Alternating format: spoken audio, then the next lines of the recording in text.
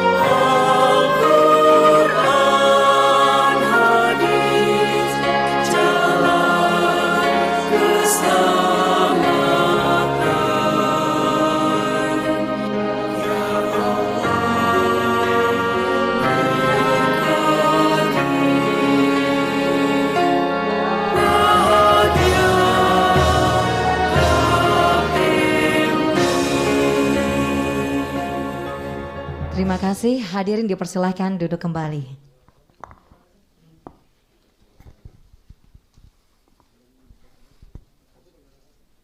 Hadirin yang terhormat, keluarga besar Kahmi se-Indonesia yang tercinta, tentunya terselenggaranya acara hari ini dengan kerjasama yang luar biasa yang tentunya dipimpin oleh ketua panitia acara yang akan menyampaikan laporan kegiatan acaranya di depan Anda semua. Untuk itu, marilah kita sambut Kakanda Arif Rashid Hasan. Dipersilahkan.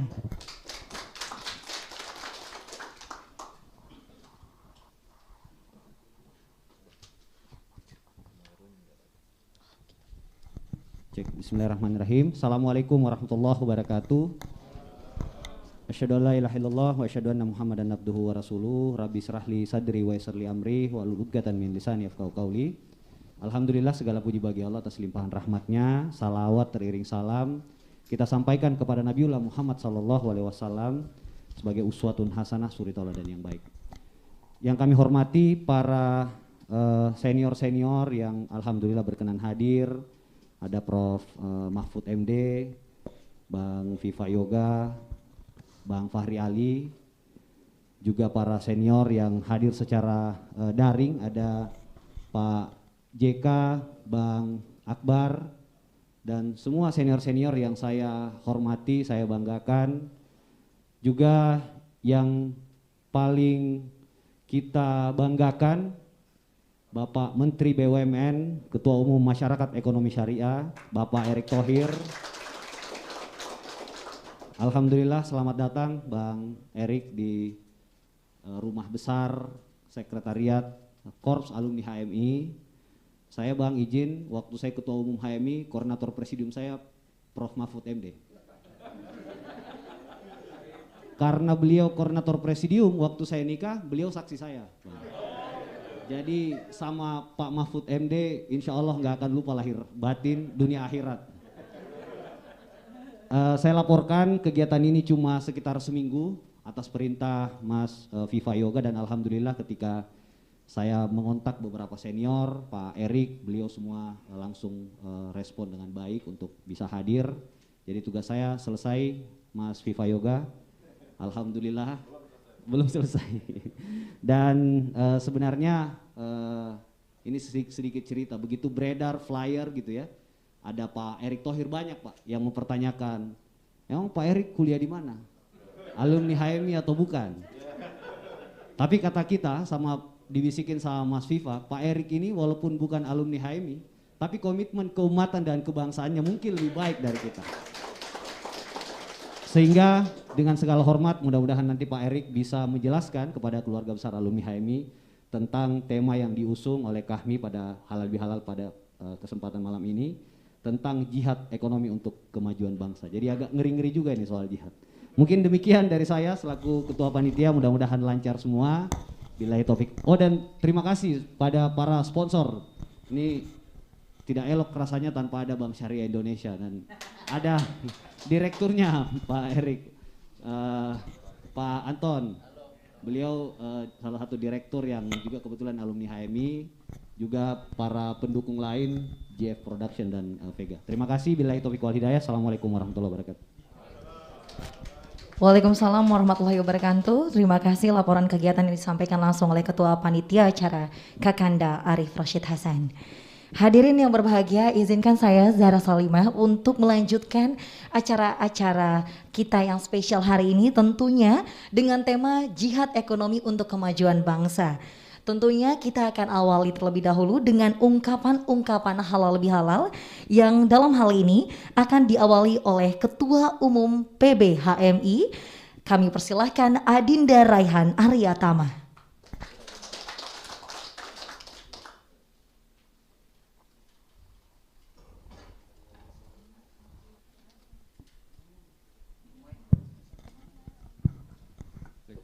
Bismillahirrahmanirrahim. Assalamualaikum warahmatullahi wabarakatuh. Alhamdulillahirabbil alamin, wassalatu wassalamu ala asrafil anbiya wal mursalin wa ala alihi wa sahbihi rasulillah ajmain. Puji syukur atas kehadiran Allah Subhanahu wa taala yang telah melimpahkan rahmatnya, hidayahnya kepada kita semua sehingga kita bisa berkumpul di hari yang berbahagia ini. Salawat beserta salam kita haturkan kepada junjungan kita, yakni Nabi besar Muhammad sallallahu alaihi wasallam yang telah membawa kita dari zaman jahiliyah kepada zaman yang terang menerang dan penuh ilmu pengetahuan seperti saat sekarang ini. Para senior yang sama-sama kita hormati, Prof Mahfud, Bang Viva Yoga selaku presidium kami, Bang Fahri Ali, kemudian ada Pak JK, Bang Akbar, dan tentunya tamu kehormatan Bapak Erick Thohir selaku Menteri BUMN yang sama kita banggakan, dan tentunya Kanda Yunda sekalian yang mohon maaf tidak bisa saya sebutkan satu persatu, dan tentunya yang paling kita cintai seluruh kader HMI di seluruh Indonesia. Pada kesempatan kali ini merupakan salah satu acara halal bihalal. Memang secara istilah halal bihalal ini hanya ada di Indonesia. Ini murni salah satu bentuk kegiatan yang ada di Indonesia, karena memang Indonesia itu adalah negara yang unik. Ada ratusan suku, ratusan bahasa, dan juga ratusan kerajaan yang saling bertempur, kemudian sepakat untuk menyatu, dan itu rentan untuk terjadi perpecahan. Momen halal bihalal ini merupakan momen untuk mengingat kembali rasa persatuan itu yang ada di Indonesia. Kalau tidak salah, momen halal bihalal ini dilakukan pada zaman Soekarno. Kalau tidak salah, Pak, pada saat itu memang ada sedikit gejolak yang rentan terjadi perpecahan, kemudian diusulkan untuk melakukan halal bihalal, dan itu sangat ampuh dan kemudian menjadi tradisi kita bersama. Kemudian terkait jihad ekonomi untuk kemajuan bangsa, saya kira ini salah satu tema yang patut kita fokuskan ke depan, termasuk juga PBHMI. Karena memang PBHMI organisasi yang bergerak salah satunya dalam pengembangan sumber daya manusia. Jadi sumber daya manusia kita untuk meningkatkan produktivitas ekonomi itu masih kurang. Jadi kemarin sempat ketemu Pak Erick Thohir, kami sempat berbincang juga terkait dengan kondisi SDM kita. Jadi kalau mengaca dari angka partisipasi sekolah yang ada di BPS, itu hampir 100% anak-anak kita berpartisipasi di tingkatan SD. Kemudian SMP berkurang, SMA berkurang, dan pada akhirnya tenaga ahli kita yang ada di tingkatan perguruan tinggi itu sedikit. kalau tidak salah di angka 28%. Padahal syarat untuk kita maju, tenaga ahli kita harus banyak. Indonesia negara besar dengan sumber daya besar dan tentunya berkesempatan besar juga untuk meningkatkan kualitas SDM-nya. Minimal HMI sebagai organisasi intelektual harus berperan aktif ke depan. Insya Allah nanti pada tanggal 18 sampai tanggal 20 Juni ini PBHMI akan mengadakan Rakernas, dan mudah-mudahan apa yang menjadi keresahan ekonomi kita tentang ketimpangan ekonomi, tentang kemandirian ekonomi, dan tentang kualitas SDM kita di bidang ekonomi bisa kami wujudkan melalui program-program ke depan. Sekian yang bisa saya sampaikan. Mohon doa restu dari Kanda Indo sekalian agar agenda raker kami bisa berjalan dengan lancar dan betul-betul bermanfaat untuk pembangunan bangsa. Billahi taufiq wal hidayah. Wassalamualaikum warahmatullahi wabarakatuh. Terima kasih kepada Adinda Raihan Aryatama selaku Ketua Umum PBHMI. Selanjutnya hadirin, marilah kita dengarkan ungkapan halal bihalal berikutnya yang akan disampaikan langsung oleh Koordinator Presidium Majelis Nasional KAHMI kepada Kakanda Viva Yoga Mauladi. Kami persilahkan.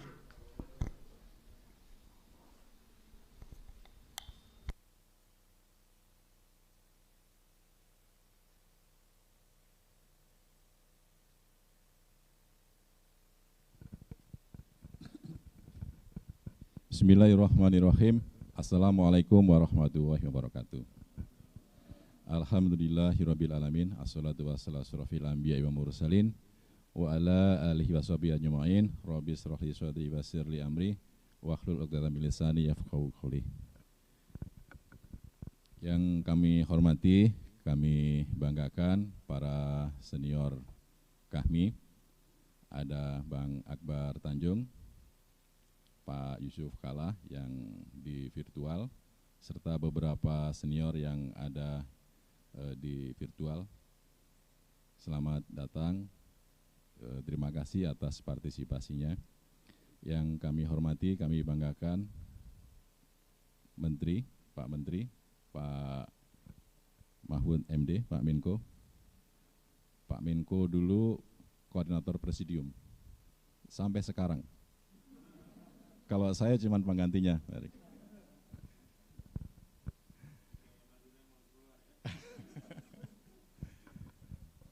Bang Fakri Ali, dan yang kita banggakan Mas Erick Thohir, Menteri BUMN, Ketua Masyarakat Ekonomi Syariah. Selamat datang atas kehadirannya, terima kasih. Ada Kak Hanifah, Ketua Forati, beberapa narasumber, Pak Anton, Profesor Ais, dari KPPU, Bang Kurnia Toha. Tadi tak nampak tadi Bang, kayak konglomerat dari mana gitu. Dari KPPU, dari Ombudsman juga datang, dan seluruhnya para senior, ada Pak Bendum. Terima kasih atas kehadirannya. Segala puji bagi Allah yang telah melimpahkan rahmat dan hidayah pada kita semuanya, sehingga pada malam hari ini kita bisa hadir dengan seluruh pengurus dan warga KAHMI di seluruh Indonesia, pengurus wilayah, pengurus daerah, adik-adik HMI untuk mengikuti acara halal bihalal KAHMI, baik virtual maupun offline, dalam keadaan sehat walafiat atas ridho dan inayah dari Allah Subhanahu wa taala. Salawat serta salam selalu kita limpahkan kepada Nabi Muhammad SAW yang selalu memberikan suri teladan dalam pola pikir, sikap, perilaku kita keseharian. Jadi KAHMI ini adalah merupakan kelanjutan perjuangan dari HMI. Misi KAHMI adalah merupakan kelanjutan dari misi HMI, yaitu bertanggung jawab atas terwujudnya masyarakat adil makmur yang diridhoi Allah Subhanahu wa taala. Dan itu adalah menjadi tanggung jawab KAHMI yang pengabdiannya tersebar di seluruh medan pengabdian, apakah di lembaga legislatif, eksekutif, yudikatif, di kampus, akademisi, di kegiatan-kegiatan sosial, budaya, ekonomi, menjadi entrepreneur, bahkan ada yang di TNI Polri. Seluruh kehidupan itu insya Allah ada alumni HMI-nya. Jadi ini merupakan pertanda bahwa proses perkaderan yang telah dilakukan oleh HMI dengan menghasilkan produk alumni HMI itu adalah menjadi bagian terpenting dari produksi intelektual, merupakan bagian dari perkaderan umat yang penting untuk terus dijaga. Karena bagi adik-adik HMI, kalau Kahmi yang baik adalah Kahmi yang bisa membantu adik-adik HMI, terutama dalam bidang perkaderan, baik moral maupun material. Kalau ada alumni HMI yang tidak membantu HMI, maka itu berarti bukan alumni HMI yang baik. Nah, gitu. Kalau ada adik-adik HMI, Prof, datang bawa proposal, ya dikasih saja, karena itu ibarat waktu kita menjadi anggota HMI tidak pernah bayar iuran. Nah, gitu. Jadi semuanya pasti ada jawabannya. Kami merasa bangga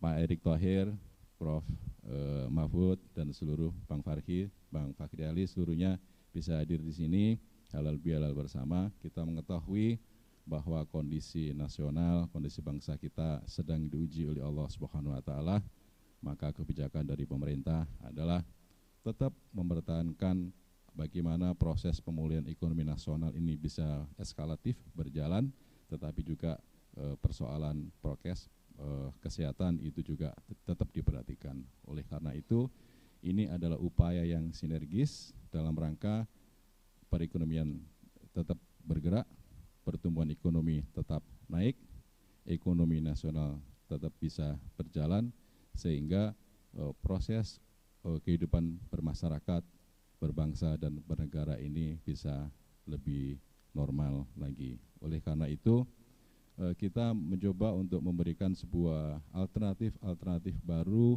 berupa pemikiran ekonomi yang mampu mengembangkan ekonomi umat. Maka perlu masyarakat ekonomi syariah itu disosialisasikan lebih dahsyat lagi, karena ini akan mampu untuk menopang fondasi ekonomi nasional. Berbicara soal jihad ekonomi, berbicara soal masyarakat ekonomi syariah, bukan atau tidak akan menjadikan Indonesia itu sebagai negara agama. Tetap berlandaskan Indonesia berdasarkan pada Pancasila, Undang-Undang Dasar 45. Tetapi proses pengembangan masyarakat Indonesia dengan pikiran-pikiran baru, terutama dalam bidang ekonomi, adalah dalam rangka untuk mencari keadilan, untuk mencari terobosan dalam rangka peningkatan kesejahteraan ekonomi masyarakat, dan itu sesuai dengan tujuan nasional Indonesia, yaitu tercapainya masyarakat adil makmur yang diridhoi Allah Subhanahu wa taala. Thaibatun warabun ghafur.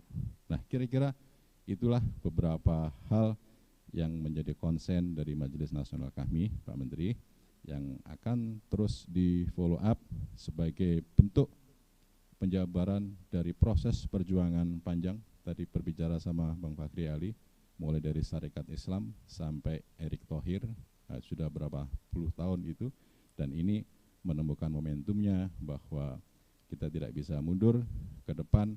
Kita akan berupaya untuk terus menjadikan negara Indonesia merangkai visi keislaman dan keindonesiaan dalam satu tarikan nafas, tidak lagi dihadap-hadapkan, tidak lagi dipertentangkan, tapi ini adalah merupakan bagian integral dari negara nasional, yaitu negara Republik Indonesia berdasarkan Pancasila dan Undang-Undang Dasar 45. Demikian sambutan dari kami di halal bihalal ini. Billahi taufik wal hidayah. Wassalamualaikum warahmatullahi wabarakatuh. Yakin usaha sampai. Kami ucapkan minal aidin wal faizin, mohon maaf lahir dan batin, taqabbal wa minna wa minkum, billahi taufik wal hidayah. Wassalamualaikum warahmatullahi wabarakatuh. Terima kasih kepada Kanda Viva Yoga Mauladi selaku Koordinator Presidium Majelis Nasional KAHMI. Selanjutnya, hadirin marilah kita dengarkan ungkapan halal bihalal berikutnya yang akan disampaikan langsung oleh Koordinator Presidium Forhati kepada Ayunda Hanifah Hussein. Kami persilahkan.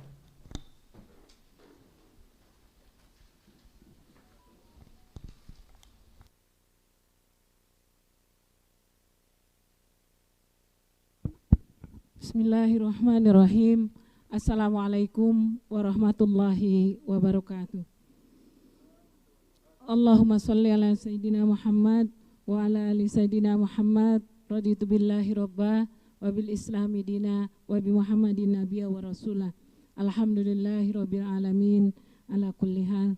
Yang saya hormati Bapak Menko Polhukam Kanda Mahfud, yang saya hormati Bapak Menteri BUMN Bapak Erick Thohir, Bapak Pipa Yoga, Kanda Fahri Hali, dan para senior yang tidak bisa saya sebutkan satu persatu melalui daring, yang terhormat Kanda Yusuf Kala dan Kanda Akbar Tanjung, seluruh alumni senior termasuk alumni HMI Wati. Izinkan saya menyampaikan sedikit yang saya tulis untuk pidato halal bihalal ini agar tidak salah dan tidak panjang. Halal bil halal dekatkan hati, maaf lahir batin kami sampaikan. Puji dan syukur tiada henti, nikmat bertambah Allah berikan. Dengan berjalannya waktu, Haji Saman Udi, Haji Omar Said, Cokro Aminato, kesadaran kebangsaan berubah menjadi semangat kemerdekaan sejati bagi umat Islam dan seluruh ikhtiarnya inovasi oleh daya hidup sebersih-bersih tauhid, ilmu pengetahuan, ekonomi dan siasah. Gagasan utama adalah kemerdekaan bangsa berpemerintahan sendiri, seperti ungkapan Hos Cokro Aminoto. Gairah kebangsaan yang berdaulat, mandiri dan berkeadaban dalam vokal konsen pendidikan dan kemaslahatan umat digerakkan oleh Kiai Haji Ahmad Dahlan dengan mendirikan Muhammadiyah. Diikuti oleh Syekh Ahmad bin Muhammad Asyurkati Al-Ansari, mendirikan Al-Irsyad Al-Islamiyah di Batavia melalui jalur pendidikan dan bisnis. Dilanjutkan dekade 20-an, Syekh Hadaratus Syekh Kiai Haji Hasyim Asy'ari dengan para ulama mengembangkan spirit entrepreneur kaum santri melalui gerakan Nahdlatul Tujjar. Dimensi sejarah panjang kemerdekaan berkedaulatan inilah dihidupkan juga dalam normal 5 prinsipal Pancasila kita dengan vokal konsen yang penuh diserukan oleh Bung Karno, berdaulat secara politik, berdikari secara ekonomi, dan berkepribadian dalam kebudayaan. Pondasi utamanya adalah ekonomi berkeadilan dan berkemakmuran yang mesti berpengaruh pada dinamika kehidupan sosial dan politik berintegritas, sehingga mampu menempatkan demokrasi sebagai cara mencapai harmoni kebangsaan dan kesejahteraan. Dalam konteks inilah seluruh gagasan otentik yang berkembang sejak 1905 sampai 1947 masih sangat relevan dan realistis pada hari ini. Karenanya tak bisa tidak kita harus memulai jihad ekonomi. Wujudnya adalah politik kemakmuran berbasis kedaulatan, kemandirian, dan berkepribadian sejati. Politik kemakmuran yang secara serempak, simultan, dan paralel menghidupkan girah dan gairah entrepreneur, mewujudkan gagasan imajinatif menjelma sebagai cita-cita para pendiri bangsa, yaitu universal prosperity, kemakmuran semesta. Oleh karenanya, Forum Alumni HMI Wati seluruh Indonesia mengaturkan terima kasih kepada Bapak Menteri BUMN, Bapak Erick Thohir, dan Kanda Fahri Hali atas materi yang akan disampaikan nanti.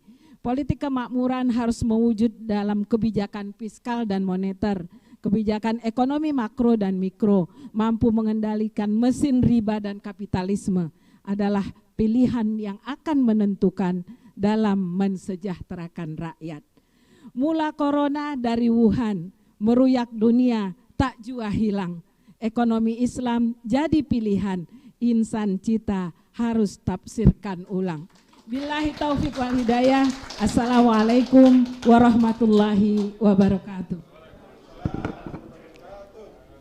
Terima kasih kepada Koordinator Presidium Forhati Ayunda Hanifah Hussein. Selanjutnya, marilah kita dengarkan bersama ungkapan halal bihalal yang akan disampaikan melalui Zoom yang telah tersambung, Zoom meeting saat ini. Kami persilakan kepada Ketua Dewan Etik Majelis Nasional KAHMI, kepada Kakanda Yusuf Kala, kami persilakan.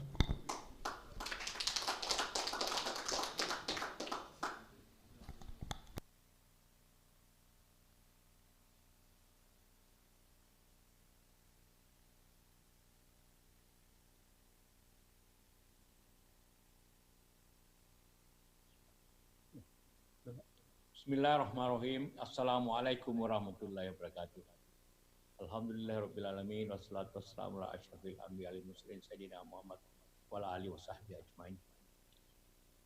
Saya hormati Mahfud, MD, Mas Erik Thohir yang alhamdulillah hadir bersama-sama kita semua, dan juga tentu Ketua Presidium Pak Viva Yoga, dan teman-teman yang hadir dengan virtual, saudara Akbar dan teman-teman semuanya.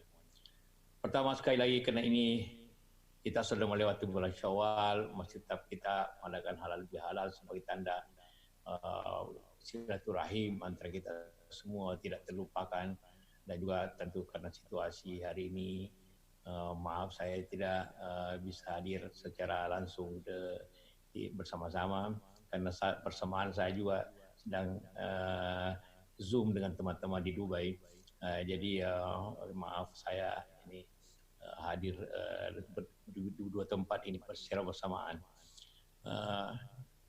Kita semua hari ini masyarakat atau politisi sibuk berbicara, para ahli kesehatan sibuk berbicara COVID-19. Semua kita penuh kekhawatiran, penuh rasa gundah, penuh rasa khawatir bahwa ini akan membesar akibat juga kena lebaran, akibat karena itu kita harus segera mendoakan dalam halal bihalal ini, di samping doa bahwa kita harus menyelesaikan segera COVID ini. Lain pihak, para politisi sibuk berbicara tentang 2024. Siang malam di TV kita bicara. Alhamdulillah kami berbicara tentang jihad ekonomi yang mungkin seakan-akan pada bulan-bulan ini terlupakan bahwa ini masalah-masalah yang sangat penting kita hadapi masalah ini. Apalagi khususnya apabila kita berbicara keumatan. Kita tidak bicara tentang bagaimana berkonflik, berbicara kebersamaan, kesertaan. Kita semua sebagai tadi disampaikan saudara Yoga, Viva Yoga, bahwa alumni HMI ada di mana-mana. Di pemerintahan saja hampir 10 alumni KAHMI ada di kabinet sejak dulu sampai sekarang ini. Dari 4 Menko, 2 Menko anggota KAHMI untuk berbakti kepada negara, diwakafkan kepada negara untuk berbakti semuanya. Tapi dari sisi ekonomi, apabila ada 10 orang kaya, maka paling tinggi 1 orang muslim dari sekarang ini. Tapi apabila ada 100 orang miskin, setidak-tidaknya 90 umat yang miskin. Jadi ini pincang keadaan ekonomi kita, maka perlu memang kata jihad itu perlu dalam artian itu mengembangkan diri, tidak berarti berkonflik, tidak berarti saling membunuh, tidak. Bagaimana kita mengangkat diri kita sendiri, memberikan semangat agar ekonomi kita, karena kalau ekonomi nasional sejahtera, tentu juga 98-99% umat juga sejahtera. Tentu diharapkan, walaupun juga kenyataannya terjadi kepincangan, terjadi adanya suatu inequality daripada ekonomi di antara kita semua beragama. Karena itulah maka HMI sebagai intelektual, sebagai tadi disampaikan tujuan kita ialah kemakmuran negara bangsa yang adil, tentulah menjadi pikiran-pikiran kita semuanya untuk tetap menunjukkan seperti itu. Dan itu perjuangannya kita memahami bahwa sekiranya dunia ekonomi atau entrepreneurship di kalangan umat itu ditentukan oleh pendidikan, kita sudah hebat. Karena pendidikan kita ada di mana-mana. Universitas di Indonesia hampir 4.000. Pendidikan sudah jauh lebih baik dibanding sebelumnya. Dan itulah maka kita perlu suatu peningkatan semangat. Karena entrepreneur itu butuh semangat. Kalau kita dulu di masa-masa mahasiswa bisa berjuang dengan semangat yang tinggi, aktivis yang tinggi, sekarang di bidang profesional, di bidang ekonomi tentu juga semangat itu harus ditingkatkan. Itulah baru kita berbicara tentang bagaimana memajukan bangsa, mensejahterakan bangsa. Karena tidak mungkin negeri ini disejahterakan hanya dengan pidato. Tidak mungkin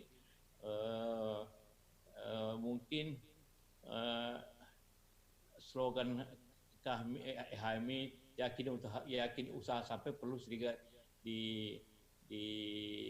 dirubah, yakin sampai. Jadi supaya jangan yakin saja usahanya yang yakin, tapi tentu harus kita tingkatkan lebih keras lagi supaya betul-betul mempunyai suatu. Ya saya walaupun Dewan Etik tidak menyetujui soal kebersamaan, tapi kebersamaan membuat entrepreneurship di kalangan mahasiswa itu penting sekali untuk mungkin diadopsi secara bersama-sama dalam bidang itu. Tentu ini menjadi bagian daripada untung sekali dia tidak jadikan ketua presidium, karena dia itu mempunyai setelah itu mempunyai aktivitas sendiri yang bagus sebenarnya menurut saya. Tentu itu harus menjadi seperti itu, karena itulah masalah pokok negeri ini.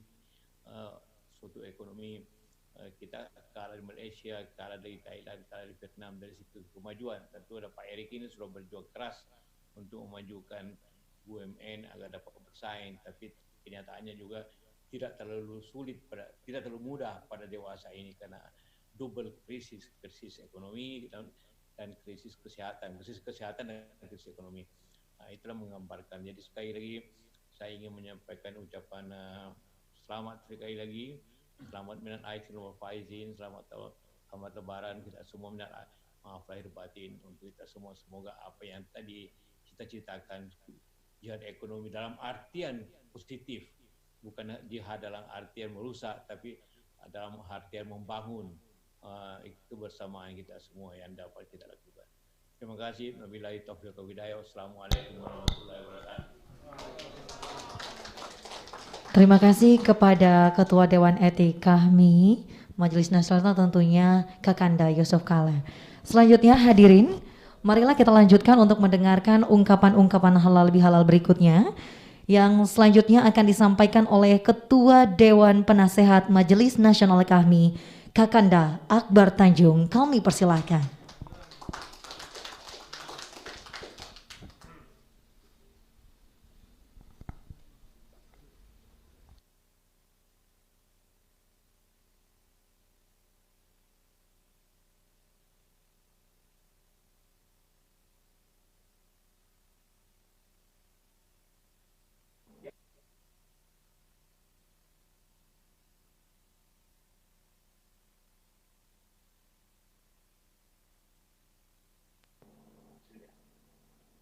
Bismillahirrahmanirrahim.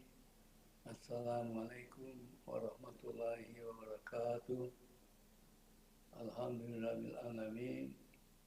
Wassalatu wassalamu ala asrofil anbiya wal mursalin sayyidina Muhammadin wa ala alihi washabihi ajmain, amma ba'd.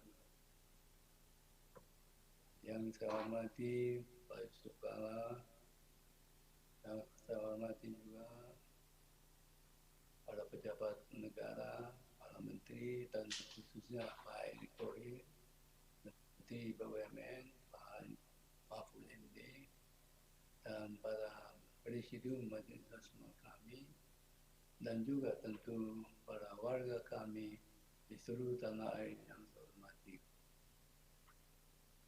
sebagai Ketua Dewan Penasehat Majlis Nasional kami, saya menyambung dengan baik gagasan Majlis Nasional kami melakukan silaturahmi halal yang bertema jihad ekonomi untuk kemajuan bangsa.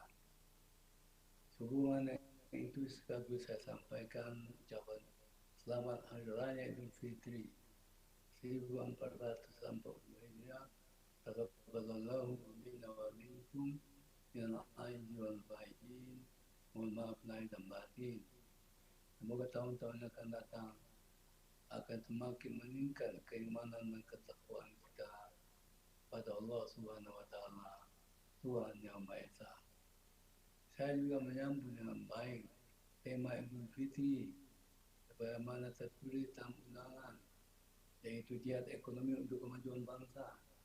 Dengan tema tersebut memperlihatkan bahwa kami sangat concern, sangat peduli terhadap masalah ekonomi di tengah-tengah situasi pandemi, apalagi dengan situasi pandemi COVID-19 yang kita alami hari-hari ini. Pandemi COVID-19 menjadi pemicu terjadinya krisis ekonomi secara nasional, sehingga pertumbuhan ekonomi selama tahun 2020 terkontraksi atau negatif 2,7%. Perekonomian rakyat menjadi terpuruk karena banyak UMKM, usaha masa kecil dan menengah yang berhenti beroperasi dan di antara mereka terpaksa menutup usahanya. Jumlah pengangguran dan kemiskinan juga dengan demikian mengalami peningkatan. Pemerintah untuk itu telah berupaya sungguh-sungguh menjaga keseimbangan antara pencegahan pandemi dan pemulihan ekonomi dengan membentuk Satgas Penanganan COVID-19 dan Pemulihan Ekonomi Nasional melalui Perpres 82 tahun 2020 yang kemudian diubah menjadi Perpres 102 tahun 2020. Penekanannya adalah memberikan bantuan kepada pelaku usaha termasuk UMKM, usaha kecil, masa kecil dan menengah, serta memberikan bantuan sosial kepada masyarakat. Kita, para warga kami, mengapresiasi upaya pemerintah tersebut melanjutkan program pemulihan ekonomi nasional 2021 ini, terutama terkait dengan penanganan kesehatan, penanggulangan perlindungan sosial,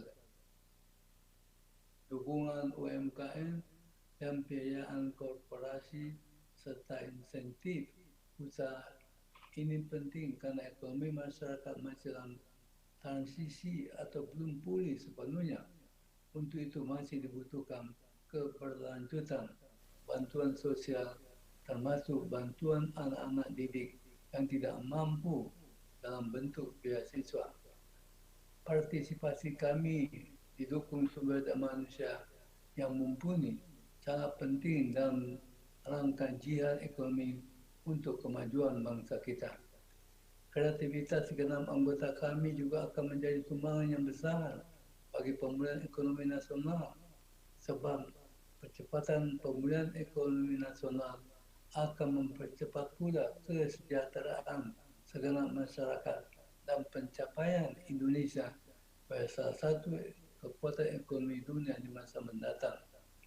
Yang saya yakin juga sejalan dengan cita-cita kami dalam rangka mewujudkan masyarakat adil dan makmur yang diridhoi Allah Subhanahu wa taala, yang juga menurut saya sangat sejalan dengan cita-cita nasional, yaitu terwujudnya masyarakat adil dan makmur berdasarkan Pancasila.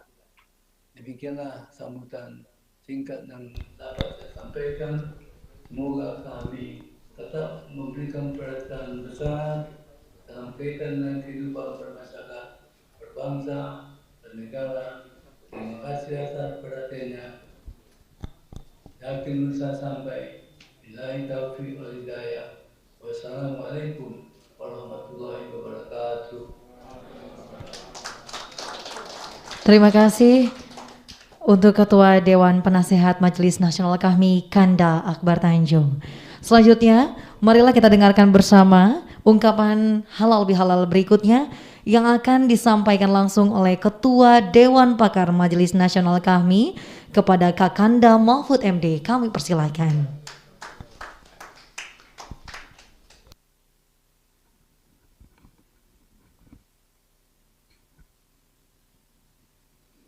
Assalamualaikum warahmatullahi wabarakatuh. Bang di kediaman, Bang Akbar Tanjung, kediaman. Di sini ada Pak Erick Thohir,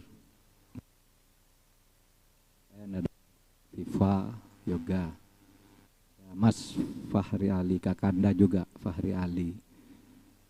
Saya tidak tahu saya dengan Mas Fahri lebih tua mana ya. Ketika saya dulu masih HM itu suka baca tulisannya,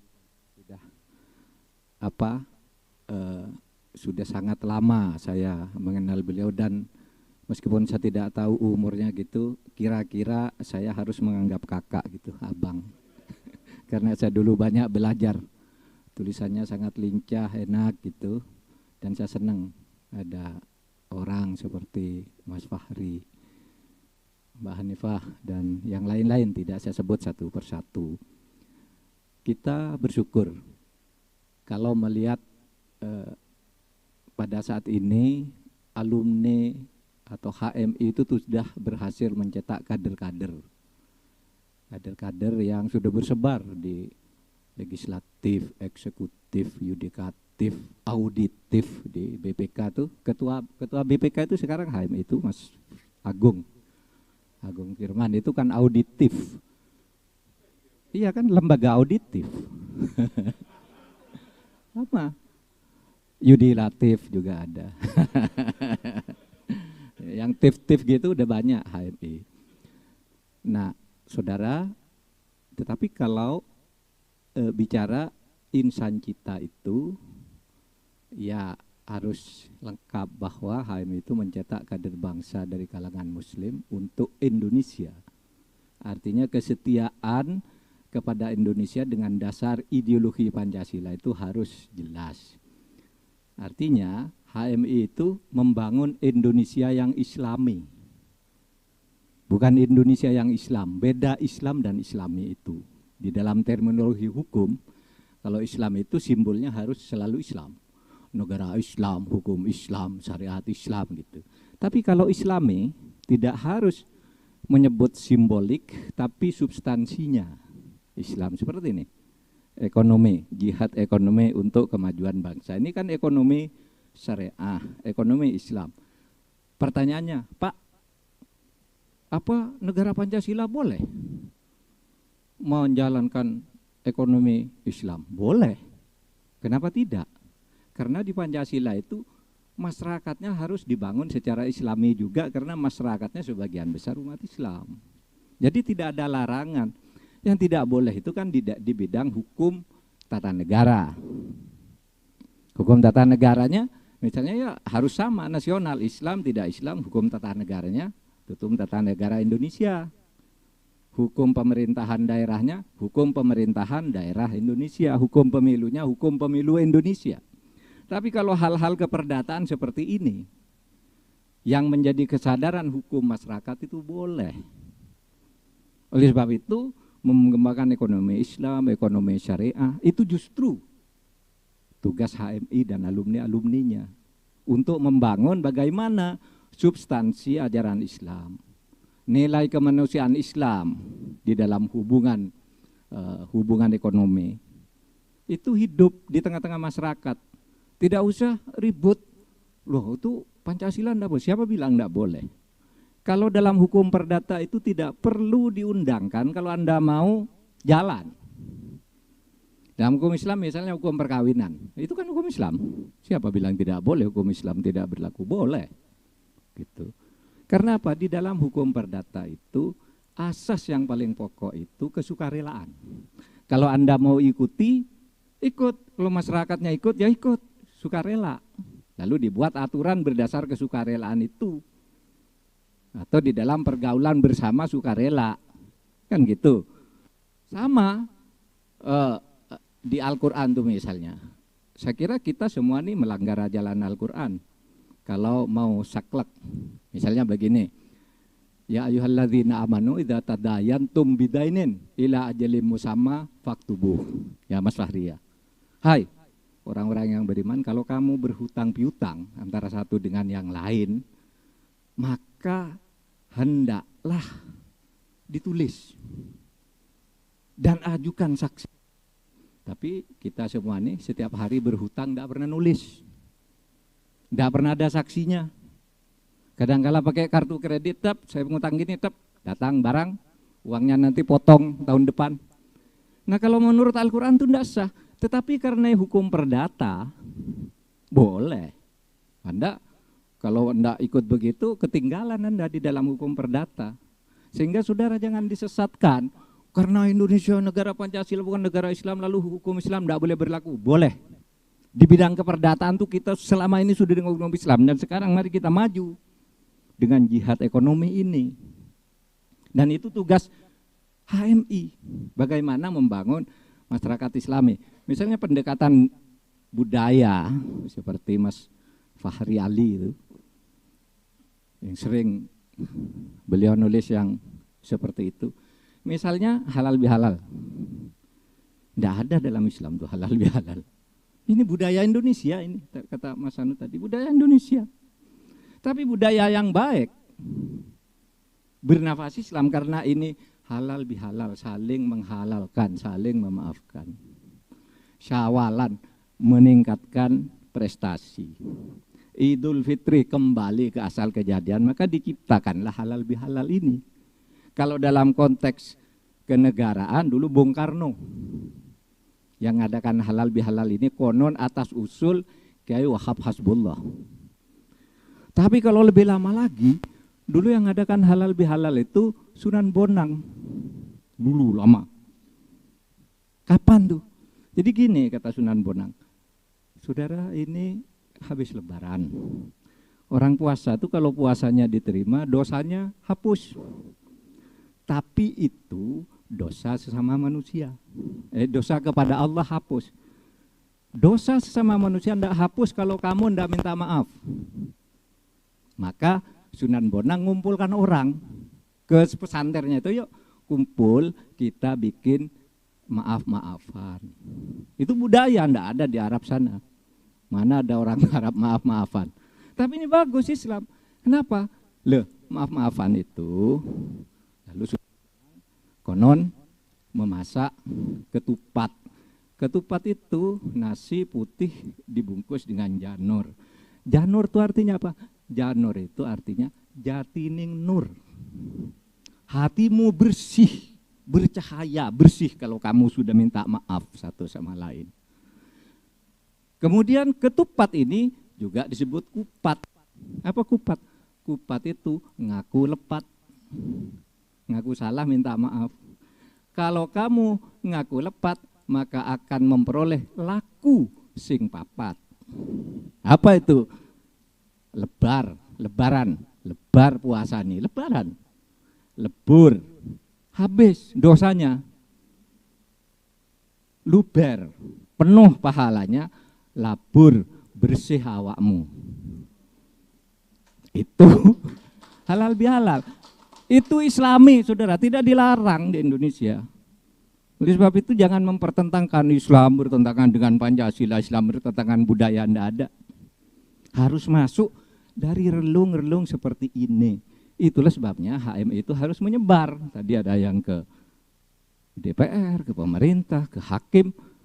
Pada periode saya menjadi ketua MK itu, saudara, semua lembaga negara ini ketuanya dari 7 itu 5 HMI. Saya, Bagirmanan, Busro Mokodas, terus Suparman Marzuki. Pokoknya pada waktu itu 5 lah. Ya. Jadi saudara itu tepat. Jangan saudara bikin hoax, saling menyalahkan gitu. Kita masuk dari pintu yang tidak. Mau ke Golkar boleh, ke PAN boleh, mau ke Partai Umat yang di sana boleh. mau ke apa boleh semua. Katanya apa?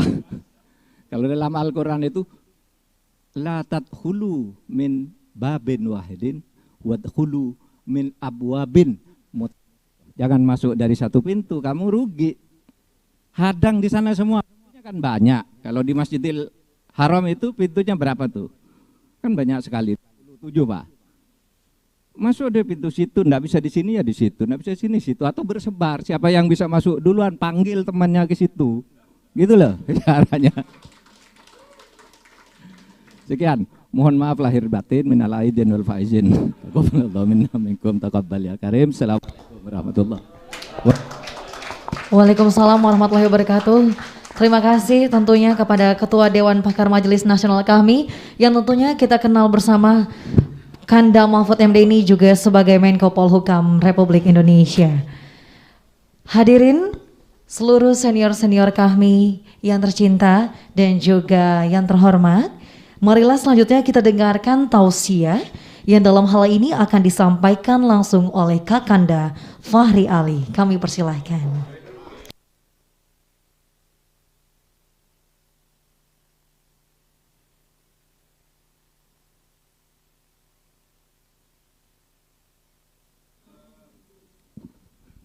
Saya ulang, Assalamualaikum warahmatullahi wabarakatuh.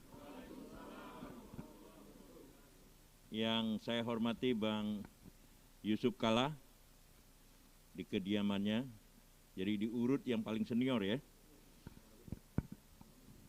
Yang saya hormati Bang Yusuf Kalla di kediamannya, lalu kemudian Bang Akbar yang ketika jadi Menteri Olahraga itu tak henti-hentinya ya membantu saya ya. Saya mau bilang kita semua, rupanya belum tentu gitu. Lalu kemudian para senior lainnya yang tidak hadir di sini. Lalu yang saya hormati Menteri Polhukam ya. Saudara Mahfud MD, saya lebih senior dari Anda.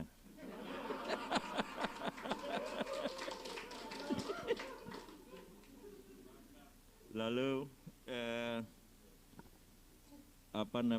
Menteri BUMN Erick Thohir, jelas saya lebih senior ya. Ya, kalau nggak percaya baca ini pengantar buku tentang Erick Thohir yang saya tulis gitu. Bagaimana saya buat analisa ya, bahwa Erick Thohir itu adalah mediator antara lapisan entrepreneur, reproduksi Orde Baru dengan milenial yang baru muncul gitu. Jadi dia lebih dekat dengan milenial, tetapi masih ada kelanjutan dari itu. Oke. Lalu kemudian Viva Yoga. Viva Yoga ini adalah calon ketua umum PBHMI. Benar kan? Benar ya? Sampai berapa kali? 2 kali? Iya. Lalu kemudian Ais ya, satu-satunya profesor dalam ilmu ekonomi syariah di sini. Tolong berdiri Ais. Nah, saya suka sekali memanggil Ais Ka Antosan Hela. Lalu kemudian, nah di sini kita ada tokoh namanya Ismet. Berdiri Met. Nah ini dia. Udah jarang ya muncul karena menjadi ketua Ikatan Haji Indonesia ya. Setelah menggantikan bukan Mas Sulostomo ya. Mas Sulostomo yang pendiri ya. Oke. Baik, saya takut terlalu panjang ya bicara walaupun banyak sekali yang mau saya bicarakan ya. Nah, Yang pertama ya, yang pertama apa yang disampaikan oleh Bang Yusuf Kalla, disambung oleh Bang Akbar Tanjung tadi tentang nasib rakyat dan nasib ekonomi. Lalu kemudian kaitannya dengan keindonesiaan. Ini dua hal ya yang sangat penting. Nah ini tentu kita tidak bisa berharap ya sampai pada batas 30% saja partisipasi dari private sector gitu. Karena kalau kita berharap partisipasi dari private sector itu juga kita mendolimi mereka, terutama di dalam situasi pandemi sekarang ini gitu. Jadi tadi saya lewat misalnya pet shop. Ya Bung Erik ya, pet shop itu beberapa pet shop yang dulunya itu muncul apa namanya bagus sekali, sekarang udah pada tutup semua gitu. Artinya hal-hal yang bersifat luxury ya, yang bersifat kemewahan akibat pandemi ini itu mereka buang. Implikasinya adalah toko-toko buat apa binatang itu sudah apa namanya menghilang karena tidak ada lagi pelanggan gitu. Nah artinya bahwa sektor private mungkin yang besar juga mengalami hal-hal yang kita tidak tahu, perlu melakukan penelitian ya tentang itu. Nah dalam konteks ini hanya dua yang kemudian ekspektasinya menjadi sangat besar. Yang pertama dari segi fiskal, tadi disebut ya, dari segi fiskal itu. Tapi fiskal kita itu mungkin ya, saya tidak tahu angkanya, secara substansial itu habis semuanya dikonsentrasikan untuk mengatasi pandemi gitu. Dampak ya ekonomi yang bersifat langsung, quick yielding ya, itu tidak bisa kita harapkan dengan cepat gitu. Nah yang kedua, seperti pembicaraan yang berlangsung, saya buka aja ya, tadi pada buka ya.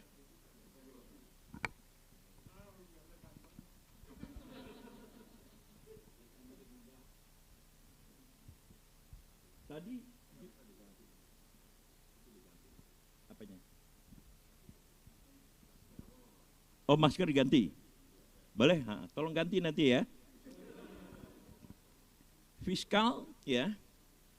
Debat yang berlangsung sekarang ini juga kemudian misalnya ya akan ada reformasi tentang undang-undang perpajakan yang responnya juga sangat banyak sekali. Maksud saya yang negatif ya, walaupun kemudian dikembangkan gitu. Padahal di dalam narasi resminya itu adalah meningkatkan apa namanya pajak kepada mereka yang ekonomi atas, tetapi dibalik kemudian kepada sembako yang akan dipajak gitu. Nah memang kemudian kemampuan komunikasi dari negara itu menjadi sangat penting sekali. Nah yang kedua adalah BUMN gitu. BUMN misalnya perintah dari Menteri BUMN bahwa jangan pernah main-main. Ini redaksi saya dari redaksi yang dibuat oleh menteri sendiri ya, dan kemudian staf-staf menteri. Jangan pernah ya Anda berhenti berbelanja pada gitu hal-hal yang bersifat local linkage gitu. Itu artinya bahwa BUMN adalah spearhead gitu, ujung tombak dari perekonomian. Dan ini berkali-kali saya tulis baik di Kompas maupun di Republika untuk melihat bahwa BUMN itu adalah sesuatu yang sangat khas di dalam struktur perekonomian Indonesia as a whole gitu. Bahkan di dalam hal yang lebih panjang, saya katakan BUMN ini adalah sebenarnya political weapon ya, atau political economic weapon. Jadi senjata ekonomi ya yang dimiliki oleh negara untuk kemudian ya, menjadi benteng dari proses kapitalisme yang bersifat pasar tadi gitu. Terlalu panjang kalau saya mau menguraikan itu gitu. Nah, tergantung kemudian pada visi dan idealisme dari pemimpin BUMN itu sendiri gitu. Mulai dari menteri sampai kepada jajarannya gitu. Nah, di dalam konteks inilah sebenarnya BUMN itu punya ya semacam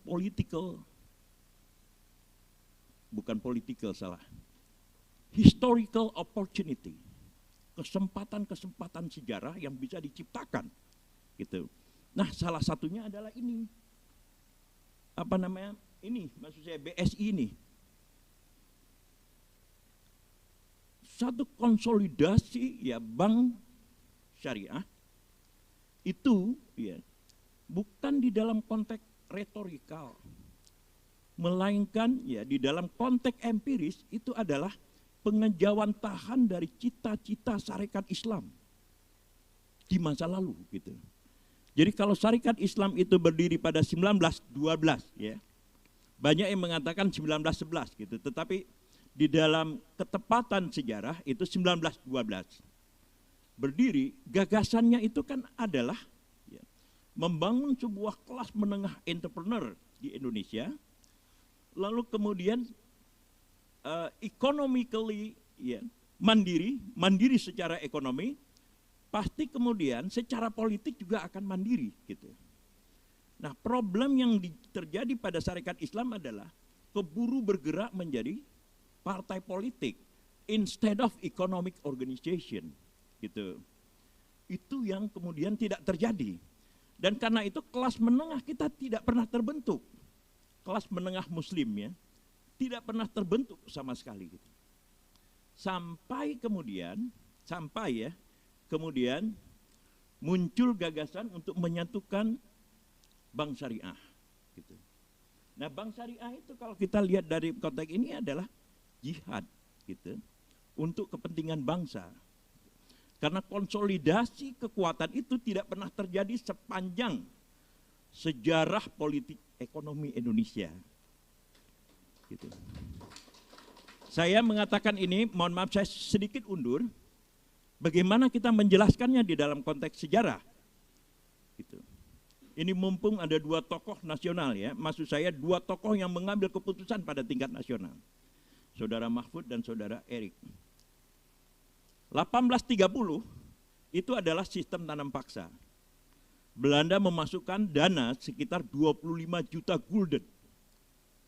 It was the biggest money at the time.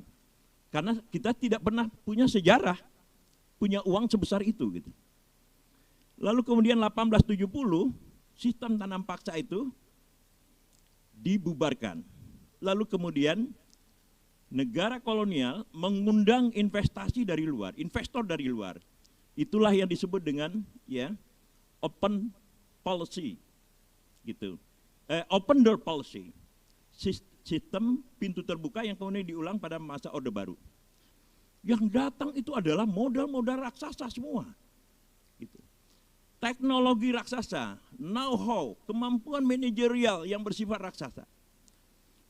Rakyat pribumi yang tidak pernah bersentuhan dengan kekuatan-kekuatan ekonomi, tidak terabsorb di dalamnya, tidak akan mampu compete. Gitu. Kuah kapital, kuah manajerial, kuah teknologi. Jadi 1870 berapa tahun itu? 40 tahun tidak ada bibit satupun dari entrepreneur kita. Kecuali middle range itu yang diberikan kepada saudara-saudara kita Tionghoa. Itu yang diberi gitu. Nah, lalu kemudian sampai dengan 1945 ketika kita menyatakan kemerdekaan, yang kita punya adalah kaum terdidik. Ada Hatta, ada Soekarno, ada segala macam, ada Natsir, ada Syahrir, dan seterusnya. Tidak ada kaum entrepreneur. Gitu. Ketika kemudian Pak Harto masuk, sistem gagasannya adalah efisiensi. Gitu. Pokoknya siapa yang efisien akan menang. Maka GKBI yang kita banggakan itu hilang. batik ya Madura yang saya pakai itu bukan lagi buatan dari GKBI dan seterusnya gitu. Inilah kemudian fungsi BUMN. Karena di pasar terbuka kita tidak punya kesempatan kecuali kemudian beberapa yang survive ya.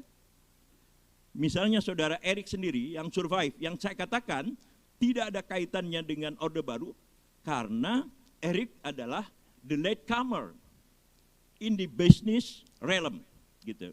Umurnya sekarang ini ada sekitar 50 ya. Jadi masih sangat muda untuk bersentuhan dengan Lim Swee Leong, dengan Sriwijaya dan seterusnya gitu. Ini yang saya katakan dia ada di middle itu gitu. Lalu kemudian ada Bang Ical ya, Abu Rizal Bakri. Lalu sekarang ada the newcomer yang punya Giant dan segala macam sekarang untuk itu. Siapa? Hairul ya, Hairul Tanjung dan seterusnya. Tetapi sebagian besar adalah mereka yang sudah ya punya dasar peradaban uang sejak 1870 itu. Gitu. Punya dasar peradaban uang sejak 1870. Gitu.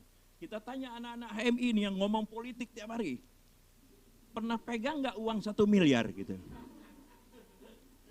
Saya kira nggak ada. Gitu.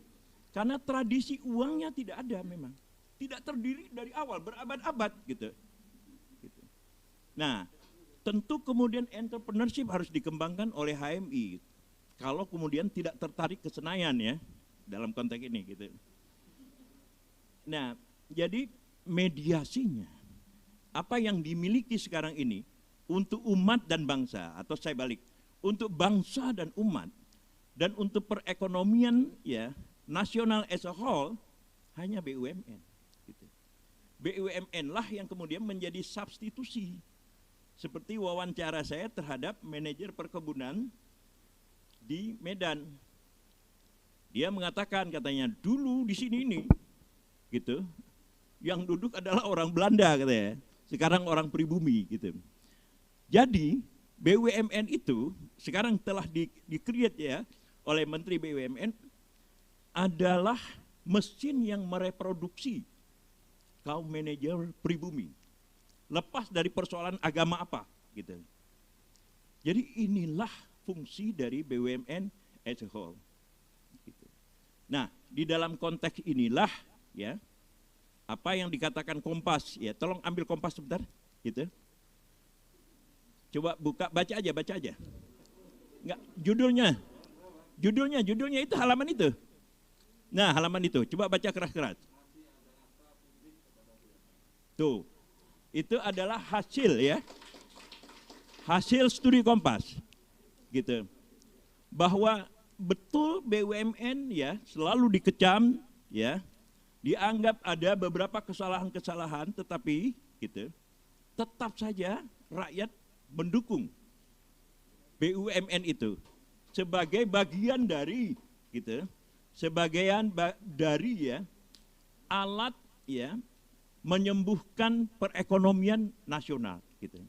Nah, di dalam konteks inilah kita melihat ya, kita melihat dalam konteks ekonomi ya. Tokoh sejarah bersama kita ya ini Erick Thohir gitu. Jadi kalau kita membayangkan 1912 ya. 1912 itu kebangkitan syarikat Islam sampai dengan kemerdekaan sampai dengan 1970-an dan seterusnya itu. Jangankan itu, sistem gagasan Islam aja dipices kan, gitu. Walaupun di ujungnya ada bank muamalat, gitu. Dan itu pun diperjuangkan oleh Radius, yang kata Mas Dawam, kalau orang Islam yang memperjuangkan udah dipices pada waktu itu. Gitu. Nah, disinilah kemudian kita melihat tokoh ya pada Erick Thohir. Gitu. Terakhir, saya takut terlalu panjang. Tadi ketika mau masuk, dia udah berbicara ini sebagai Menko Polhukam. Nanti nyanyi ya, gitu. Bukan karena apa-apa. Jadi bulan puasa lalu saya ya membawa rombongan bersama dari Aceh untuk ya mengusulkan kepada Menko Polhukam agar Aceh dikecualikan di dalam pilkada ya, pemilu. Karena terlalu lama masa kosongnya. Jadi kalau dia seharusnya tahun depan ya pemilu kadanya diundur sampai tahun 2024, terlalu jauh dan kemudian wah unpredictable gitu. Nah ini akalnya, maksud saya alasannya bagus gitu. Makanya kemudian saya menghubungi beliau gitu. Beliau mungkin karena menganggap saya senior ya, langsung dibilang, Mas Fahri saya akan terima dengan cepat gitu. Datanglah gitu. Tapi yang terjadi itu bukan diskusi serius. Kami nyanyi gitu. Nah dalam konteks itulah tadi, tetapi setelah itu nanti sebelum Erick Thohir berpidato, saya minta juga beliau nyanyi di sini. Ya gitu. Nyanyi katanya tentang nasionalisme. Gitu. Nah, lagu yang akan saya nyanyikan ini adalah lagu ya yang diciptakan oleh ya pemimpin Dayah. Dayah itu adalah pesantren untuk mensosialisasikan gagasan tanah air, tetapi di dalam bahasa Arab agar supaya Belanda tidak paham. Gitu. Tetapi di kalangan masyarakat, ya masyarakat Aceh pada waktu itu sudah pasti paham bahasa Arab. Gitu. Maka inilah saya nyanyikan dengan minta izin kepada Ais ya. Ais ya. Maksud saya nanti kalau pronunciation-nya agak salah-salah gitu. Bismillahirrahmanirrahim. Wattani anta abuli salithuli abawaini wattani anta hayati wa muna nafsi wa aini. Saya terjemahkan ya, tapi tolong dikoreksi kalau salah ya. Wattani anta abuli gitu ya. Bangsaku engkau adalah orang tuaku. Ya, salisu li abawaini. Orang tua ketiga dari kedua orang tua. Wattani gimana tadi? Anta hayati, engkau adalah kehidupanku. Wa muna nafsi wa aini, dan kekasih tercintaku. Gitu. Inilah cara ya para ulama yang mensosialisasikan gagasan nasionalisme di kalangan masyarakat. Jadi sebelum Erick, saya mohon betul ya Saudara Mahfud menyanyikan lagu. Assalamualaikum warahmatullahi wabarakatuh. Waalaikumsalam warahmatullahi wabarakatuh. Terima kasih Kakanda Fahri Ali atas tausiahnya. Bagaimana Bapak Mahfud MD? Mau bernyanyi terlebih dahulu? Oke, baik. Kalau begitu hadirin, masih ada beberapa agenda lagi tentunya perlu kami ingatkan bahwa nantinya juga kami akan kita akan menyaksikan pandangan-pandangan dari beberapa praktisi tentunya sesuai dengan tema kita hari ini. Namun sekarang marilah langsung kita beralih kepada keynote speaker kita hari ini yang akan membahas mengenai jihad ekonomi untuk kemajuan bangsa. Beri sambutan yang meriah untuk Bapak Erick Thohir selaku Menteri BUMN dan Ketua Umum Masyarakat Ekonomi Syariah. Kami persilahkan.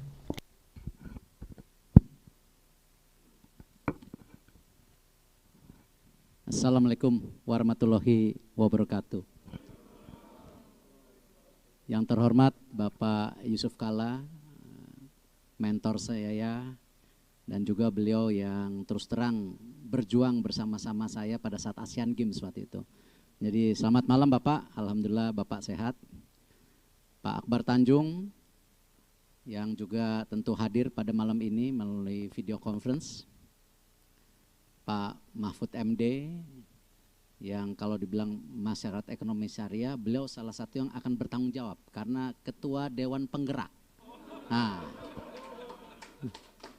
jadi kalau penggerak itu di atasnya beliau memimpin beberapa menteri juga, ada Menteri Luar Negeri, ada Menteri Industri, ya.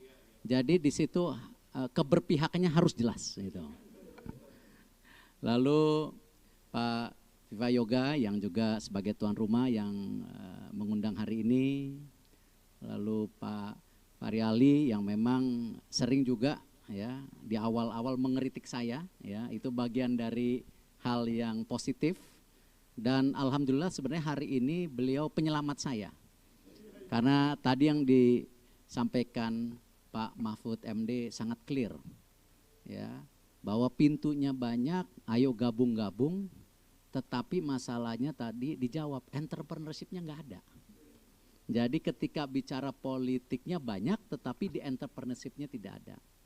Nah karena itu waktu saya juga menerima Saudara Raihan waktu itu kepilih menjadi HMI, mungkin Saudara Raihan juga agak terkaget-kaget. Karena waktu itu pikirnya bicara politik. Tetapi saya sampaikan Saudara Raihan bahwa kita itu punya program yang namanya Rabu Hijrah. Ya. Kenapa enggak program itu disinergikan antara kita dan HMI, justru mengedukasi generasi muda HMI supaya lebih paham ekonomi.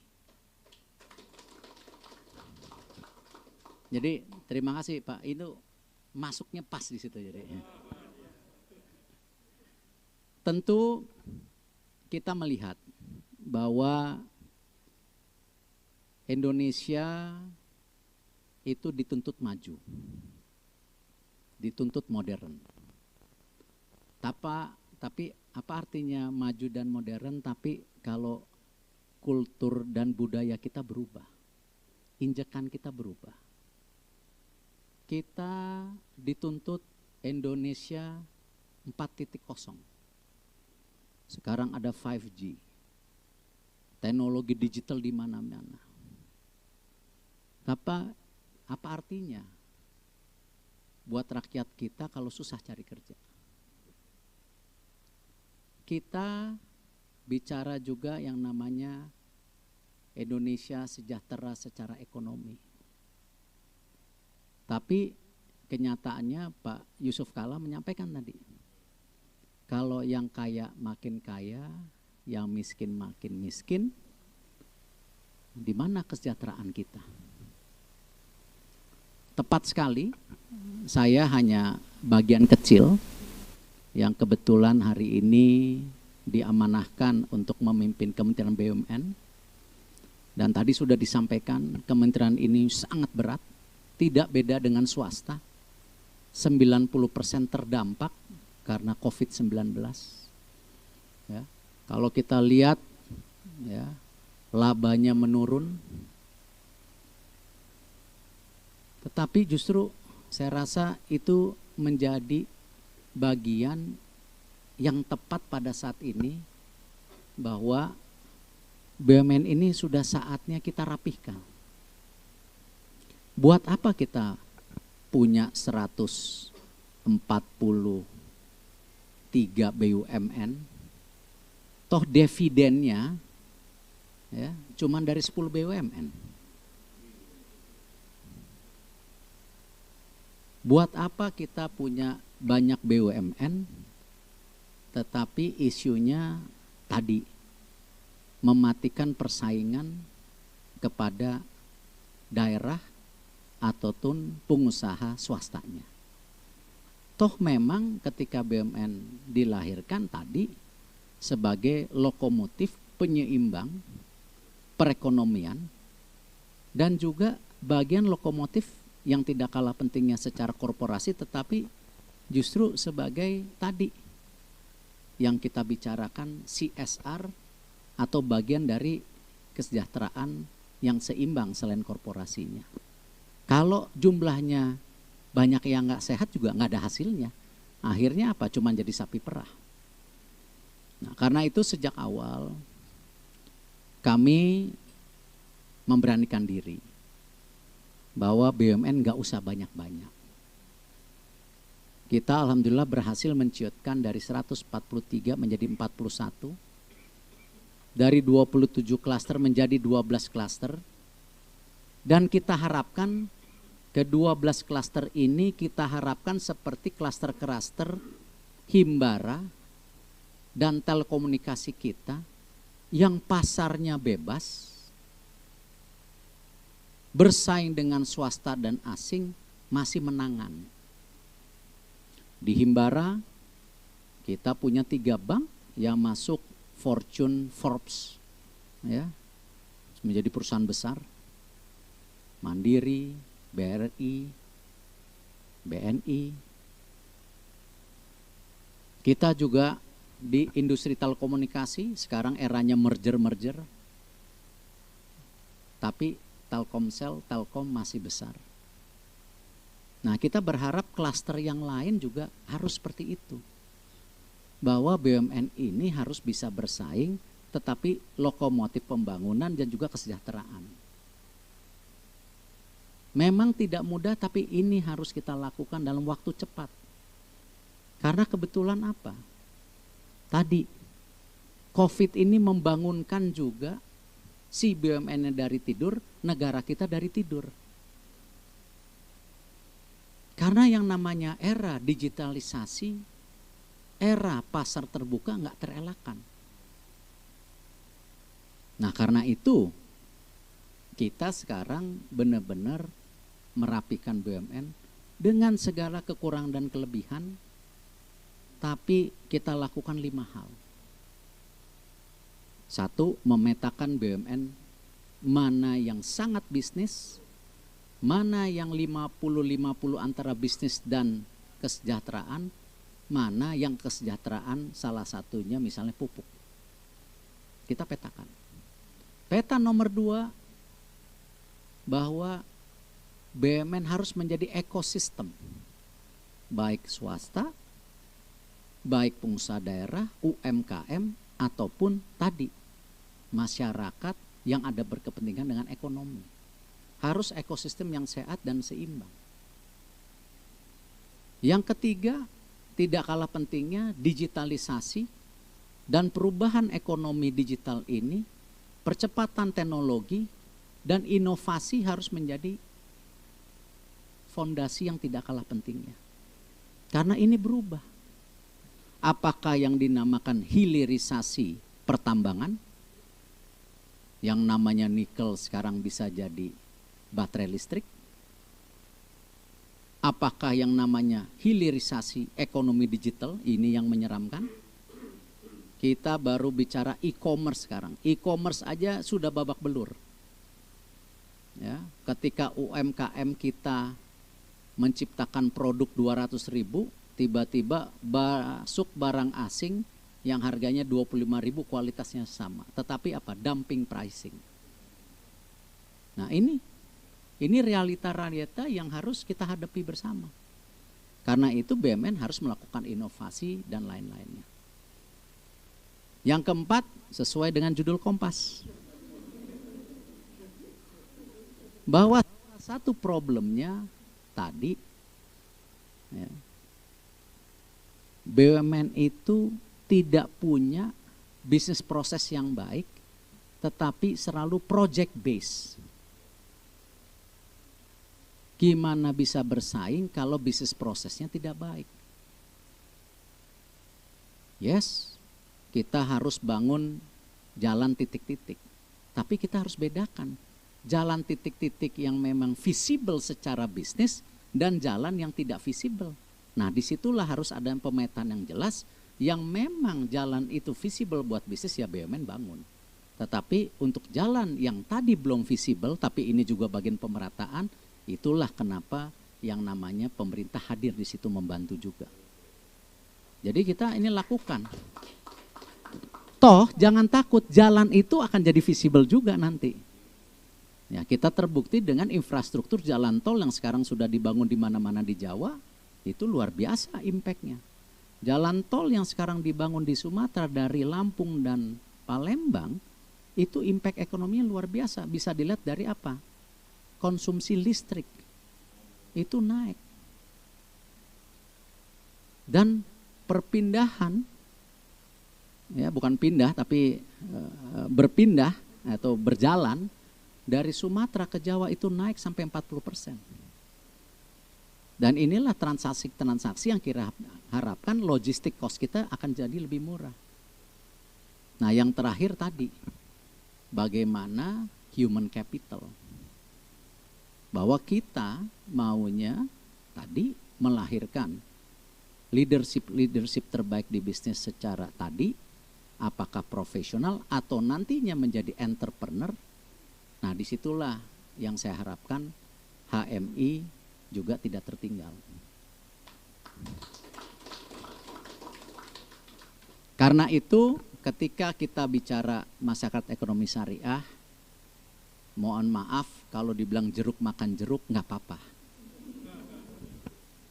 Karena ya memang tadi keberpihakan harus terjadi. Kalau tidak ada keberpihakan, ya tidak mungkin juga dengan pasar terbuka ini kita bisa konsisten. Nah, karena itu saya tidak segan-segan ya merangkul ya yang tadi Pak Mahfud bilang mau partai PDIP, partai PAN, partai apa di masyarakat ekonomi syariah. Dengan tujuan apa? Keberpihakan harus nyata. Karena itu 3 program masyarakat ekonomi syariah adalah nomor 1, investasi yang bersahabat ya, untuk pengusaha daerah dan lokal. Tidak boleh ditinggalkan. Yang kedua, bagaimana ekonomi daripada syariah atau industri halal ya kita harus tingkatkan, dan fondasi itu harus secara real dan memastikan kita tidak menjadi market lagi. Yang ketiga, basis produksi keseimbangan tidak hanya di kota tetapi juga harus mulai dari desa, pesantren, ataupun lainnya. Dari program itu, makanya saya bersama Pak Mahfud beberapa kali juga kita turun dan ingin memastikan bahwa program-program ini bisa real untuk di masyarakat. Contoh, Pertashop. Pertashop bukan produk baru, 2019 sudah ada. Tetapi begitu dihibahkan, sudah 200 loh pesantren dapat. Tapi hari ini kalau kita tengok tidak ada yang jalan. Nah, saya bersama tim Masyarakat Ekonomi Syariah kita mulai mengkurasi ulang apa salahnya. 1, kita sepakat kita tidak mau kasih ikan, kita kasih kail. Karena kalau ikan, mohon maaf dengan segala kerendahan hati, masyarakat kita memudahkan, akhirnya toh ini dikasih. Jadi sekarang kita perbaikin konsep Pertashopnya bahwa ada pendampingan financial. Untuk pesantren kita tunjuk BSI, untuk pengusaha daerah kita tunjuk BRI dan himbara lainnya. Tetapi juga kita kurasi, kita pastikan bahwa supaya Pertashopnya hidup, per titik itu 5 km tidak boleh menyalahi SOP yang kita sepakati. Kalau tidak, per titik itu tidak akan mencapai break-even point yang minimal 400 liter sehari. Tapi ketika saya turun, setelah 2 bulan kita perbaiki, kemarin saya ngelihat Ibu Sophie di daerah Cimahi, ya, muda, dokter, umur 34, dia bisa jualan 2000 liter. Kita turun ke pesantren, kita pastikan pesantren itu juga ya dengan program MES yang kita sudah getok, kalau bisa tahun ini 1000 pesantren bersama Pertashop, kita memastikan juga pesantrennya yang serius mau membangun basis ekonomi. Bulan depan insya Allah kita tanda tangan dengan 205 pengusaha daerah di Jawa Timur untuk Pertashop juga. Briling, program yang tidak kalah pentingnya. Saya sudah turun, banyak sekali agen-agen Briling itu benar hidup. Ada sebuah toko kelontong di Semarang, income dari Brilingnya 2 kali lipat dari toko kelontongnya. Jadi itu program-program yang real. PNM juga sama. Bagaimana nasabah 10 juta mekar saya sudah pastikan turun. Ini dengan agunan, tanpa agunan, dengan pinjaman 1,4 juta real hidup di bawah. Tapi ada tugasnya saya nama Pak Mahfud nanti. Bagaimana memastikan suku bunganya harus turun lagi. Dengan konsolidasi yang kita lakukan usaha mikro, yang dimana BRI, Penggadaian, PNM menjadi satu sinergisitas, kita baru bisa menurunkan Pak Mahfud bunganya 3-4%. Challenge-nya saya sama Pak Mahfud kita mesti turunkan 10% Pak. Nanti saya bisikin gimana caranya.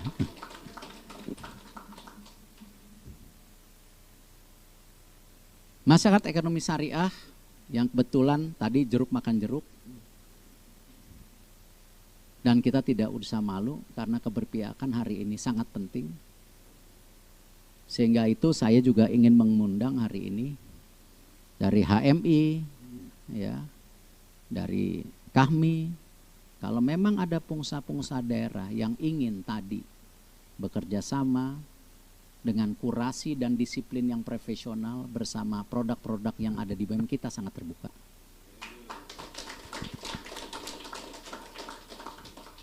Saya harapkan ini menjadi gerakan Indonesia yang seimbang, dan kita juga ingin pastikan program-program ini program yang sustain, tidak program yang hanya karena program atau simbolik.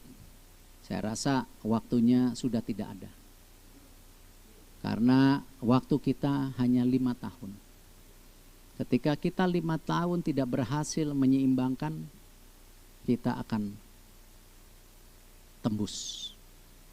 Karena revolusi 4.0 hari ini akan bicara dari hulu ke hilir, tidak bicara e-commerce lagi, tapi bicara health tech, edutech, semua. Dan ini kita tidak punya banyak waktu, kita harus segera telurkan entrepreneur muda. Dan terima kasih sekarang anak muda Indonesia luar biasa. Kalau di list orang kaya yang tadi dibilang, kalau Pak JK bilang itu saja, lumayan sekarang udah ada. Ada Nadiem, ada Belva, dan ini eranya memang ke sana. Dan saya berharap tadi HMI kami menjadi bagian penting dari keseimbangan ini, dan saya sangat deputa melakukan hal-hal yang positif untuk sesuatu yang sustain, tidak bukan yang simbolik. Saya mengundang dengan segala kerendahan hati, kita buka kerjasamanya.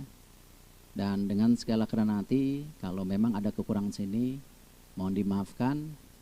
Mumpung ini masih bulan yang baik, minal aidin wal faidin. Terima kasih. Wassalamualaikum warahmatullahi wabarakatuh. Terima kasih kepada Bapak Erick Thohir selaku Menteri BUMN dan juga Ketua Umum Masyarakat Ekonomi Syariah. Tentunya kami mohon Bapak untuk tetap berada bersama kami di sini, karena nantinya Bapak silakan, kita akan dengarkan terlebih dahulu sesi pandangan tanggapan yang akan disampaikan oleh beberapa praktisi, dan setelah itu nantinya akan ada momen penyerahan buku Bapak Erick Thohir kepada Bapak Mahfud MD, Bapak Viva Yoga, Bapak Fahri Ali, dan juga beberapa buku yang juga akan diserahkan kepada beberapa tamu undangan hari ini. Untuk itu langsung saja telah terhubung secara virtual untuk penyampaian pandangan sesuai dengan tema Jihad Ekonomi untuk Kemajuan Bangsa. Kami persilahkan Bapak Arief Budimanta selaku staf khusus Presiden.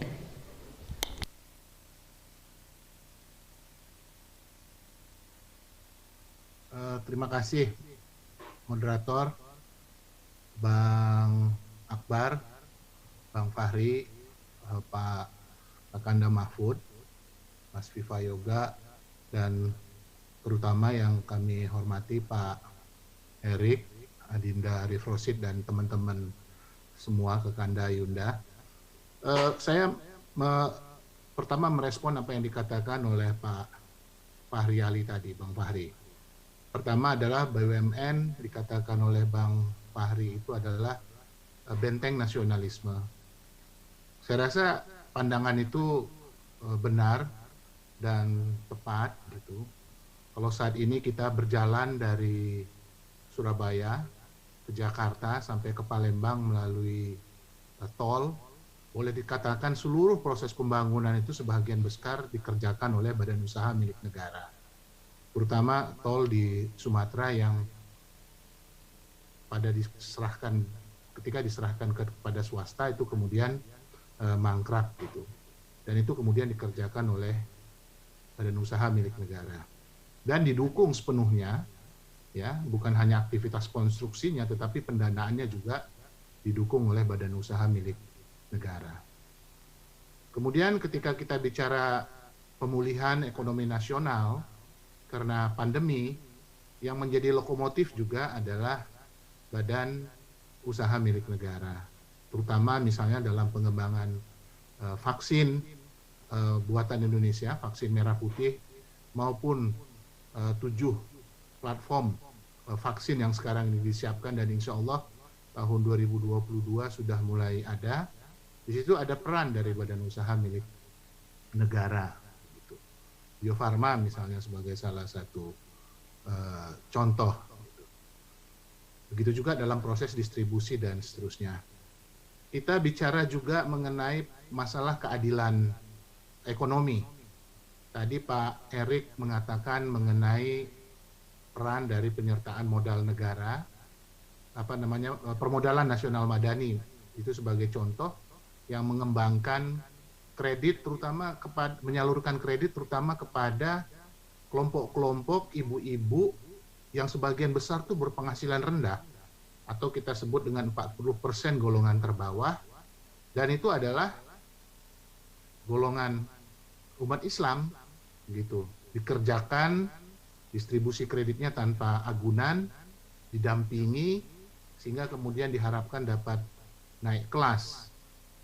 Ya, naik kelas secara golongan, dari golongan usaha mikro nanti dapat menjadi golongan usaha kecil maupun sampai kemudian usaha menengah dan kemudian kita harapkan menjadi besar di beberapa tempat.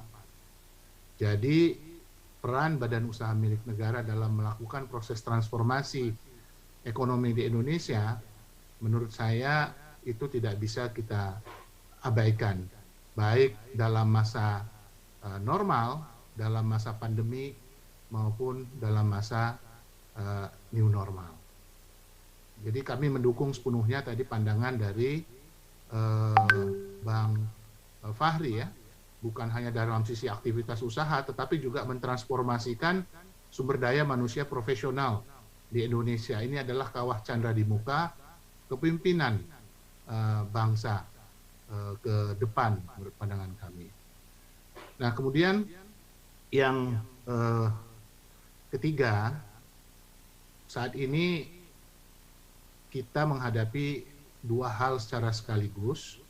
Ibaratnya itu kita mendayung di antara dua karang untuk menyelesaikan masalah kesehatan sekaligus juga menyelesaikan persoalan yang terkait dengan ekonomi.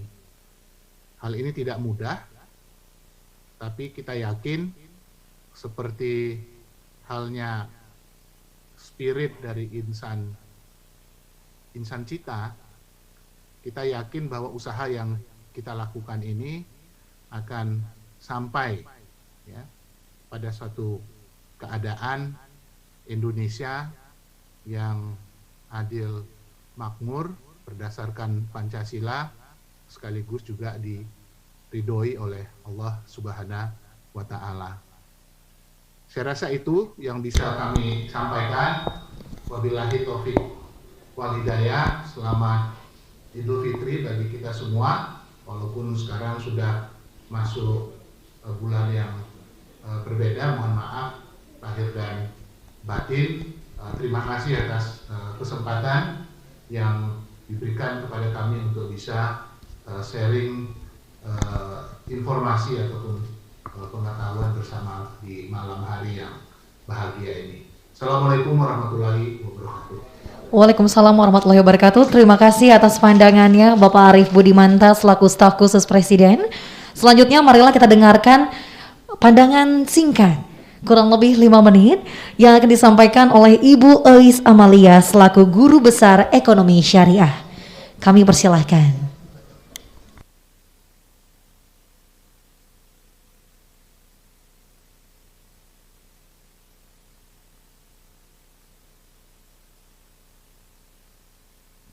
Saya ulangi. Assalamualaikum warahmatullahi wabarakatuh.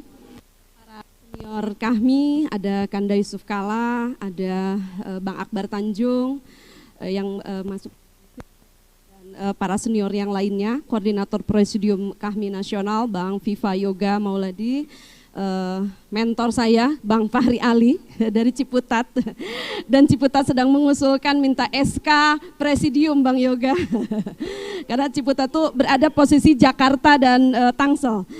Pak Menko yang kami muliakan, Bang Erick Thohir, Pak Menteri BUMN sekaligus Ketua Umum saya Masyarakat Ekonomi Syariah. Saya sudah 3 periode mengikuti Masyarakat Ekonomi Syariah dan juga di Ikatan Ahli Ekonomi Islam. Saya di MES mengembangkan e-learning ekonomi syariah dan sudah banyak peminatnya dan semua dengan digital. Tadi saya ingin menggarisbawahi pertama adalah satu proksi bahwa kompatibilitas antara nilai-nilai Islam dengan Pancasila itu tidak bisa kita pertentangkan, dan itu menjadi ideologi kita selaku HMI. Dulu kita diberikan LK1, LK2 dan seterusnya, dan LK Kohati bahkan yang ditanamkan kepada kita adalah keislaman, keindonesiaan dan kemodernan, adaptif, responsif terhadap perkembangan yang terjadi. Pancasila dalam hal ini pasal 33 Undang-Undang Dasar 1945 itu tidak sama sekali bertentangan dengan Islam, bahwa demokrasi ekonomi adalah bertumpu pada keadilan. Dan kalau kita bicara jihad ekonomi, dan tentu saja yang dimaksud di sini adalah bagaimana memperjuangkan nilai-nilai Islam dalam ekonomi, adalah kemampuan kita mentransformasikan nilai-nilai Islam ke dalam ranah konteks legislasi nasional. Dalam hal ini bagaimana mewujudkan keadilan ekonomi. Yang kedua juga pasal 27 bahwa berhak atas penghidupan dan pekerjaan yang layak. Saat ini kita sedang dihadapkan pada problem di mana COVID-19 ini semakin menekan angka kemiskinan. Sekarang itu udah 10, sekian %. Kemudian pengangguran yang semakin meningkat tajam, kemudian Gini koefisien yang juga terus meningkat. Dan kemudian ketimpangan antar wilayah, ketimpangan antar sektor, ketimpangan antar spasial dan seterusnya, ini masih menjadi tantangan tersendiri. Bahwa di sisi kita yakin bahwa Islam memiliki nilai-nilai yang sangat luhur, mewujudkan nilai keadilan, dan kita juga meyakini Pancasila dan Undang-Undang Dasar 1945 dengan dasarnya demokratisasi ekonomi adalah memposisikan rakyat pada posisi yang utama, memposisikan rakyat pada posisi yang substansial, tidak pada posisi residual, apalagi marginal. Saya kira kita harus mengedepankan kepentingan rakyat. Dan faktanya tadi sudah disampaikan oleh luar biasa oleh Pak Erick, bahwa kita dihadapkan saat ini kan 90% Indonesia adalah usaha kecil mikro. Dan alhamdulillah saya juga Pak Erick menjadi salah satu DPS di sebuah lembaga keuangan mikro. Itu nasabahnya atau mitranya 1.300.000 itu perempuan semua. Dan mereka berada pada level yang unbankable, mereka perempuan yang katakan miskin dan gak akan bisa mendapatkan akses pendanaan, tapi mereka punya usaha. Mereka miskin tapi punya kemampuan produktif. Inilah yang harus kita bantu, dan ternyata mereka bisa naik terus menerus tuh. Dan ternyata, dan ini pola Gremin yang tadi juga dilakukan oleh Mekar, kita memang bercermin dari Gremin, dan ternyata perempuan ini mampu membebaskan dirinya dari kemiskinan. Jadi siapa bilang orang miskin itu harus dikasihani dengan BLT terus, dan kita mengandalkan kepada ketergantungan pemerintah dengan BLT, saya kira tidak menyelesaikan untuk jangka panjang. Kemiskinan harus diputus, tetapi memutus kemiskinan tidak harus selalu dengan charity. Memutus kemiskinan dengan memberdayakan mereka. Jadi bukan pasal 33 dalam yang saya juga belajar dari Prof. Edi Suasono sebagai penguji saya waktu disertasi, dia bilang dalam pengalaman itu bukan berarti pemerintah perlu memberi makan rakyat, tapi bagaimana fasilitasi akses kepercayaan diberikan kepada masyarakat sehingga masyarakat berdaya dan masyarakat mampu memberdayakan dirinya sendiri. Jadi sebenarnya masyarakat mampu memberdayakan diri sendiri tapi butuh dipercaya dan butuh didampingi. Hanya itu yang dibutuhkan masyarakat sebetulnya. Jadi kita berharap BUMN bisa bermitra dengan masyarakat, komunitas. Kahmi adalah bagian dari komunitas. Peran kami satu adalah literasi keuangan syariah di Indonesia masih rendah. Kahmi memiliki posisi strategis sebagai modal sosial, modal intelektual untuk memberikan literasi dan masyarakat terhadap ekonomi syariah. Bukan berarti ekonomi syariah harus jadi negara syariah, ini harus ditekankan betul. Karena di lapangan Pak Erik kita masih menghadapi tantangan dari Islam sendiri yang mengatakan produk syariah nggak syariah. Ini kan repot. Dan itu saya menghadapi sendiri bagaimana kelompok-kelompok radikal di lapangan itu bertentangan dengan kami harus mengatakan ini tidak syariah begitu. Loh ada DPS-nya, loh ada fatwa MUI-nya, terus dibilang nggak syariah. Tidak harus menjadikan negaranya negara Islam. Terus ada yang juga bilang ekonomi syariah uangnya harus dinar dirham. Ya, ini juga menurut saya nggak benar juga. Masa agak panjang dikit nggak apa ya? Masa Rasulullah membangun ekonomi Islam di Madinah, fundamental yang dibangun oleh Rasulullah adalah kebijakan fiskal dan moneter. Apa yang dilakukan Rasulullah? Mengimpor barang dari Madinah ke Romawi, dibayar dengan dinar.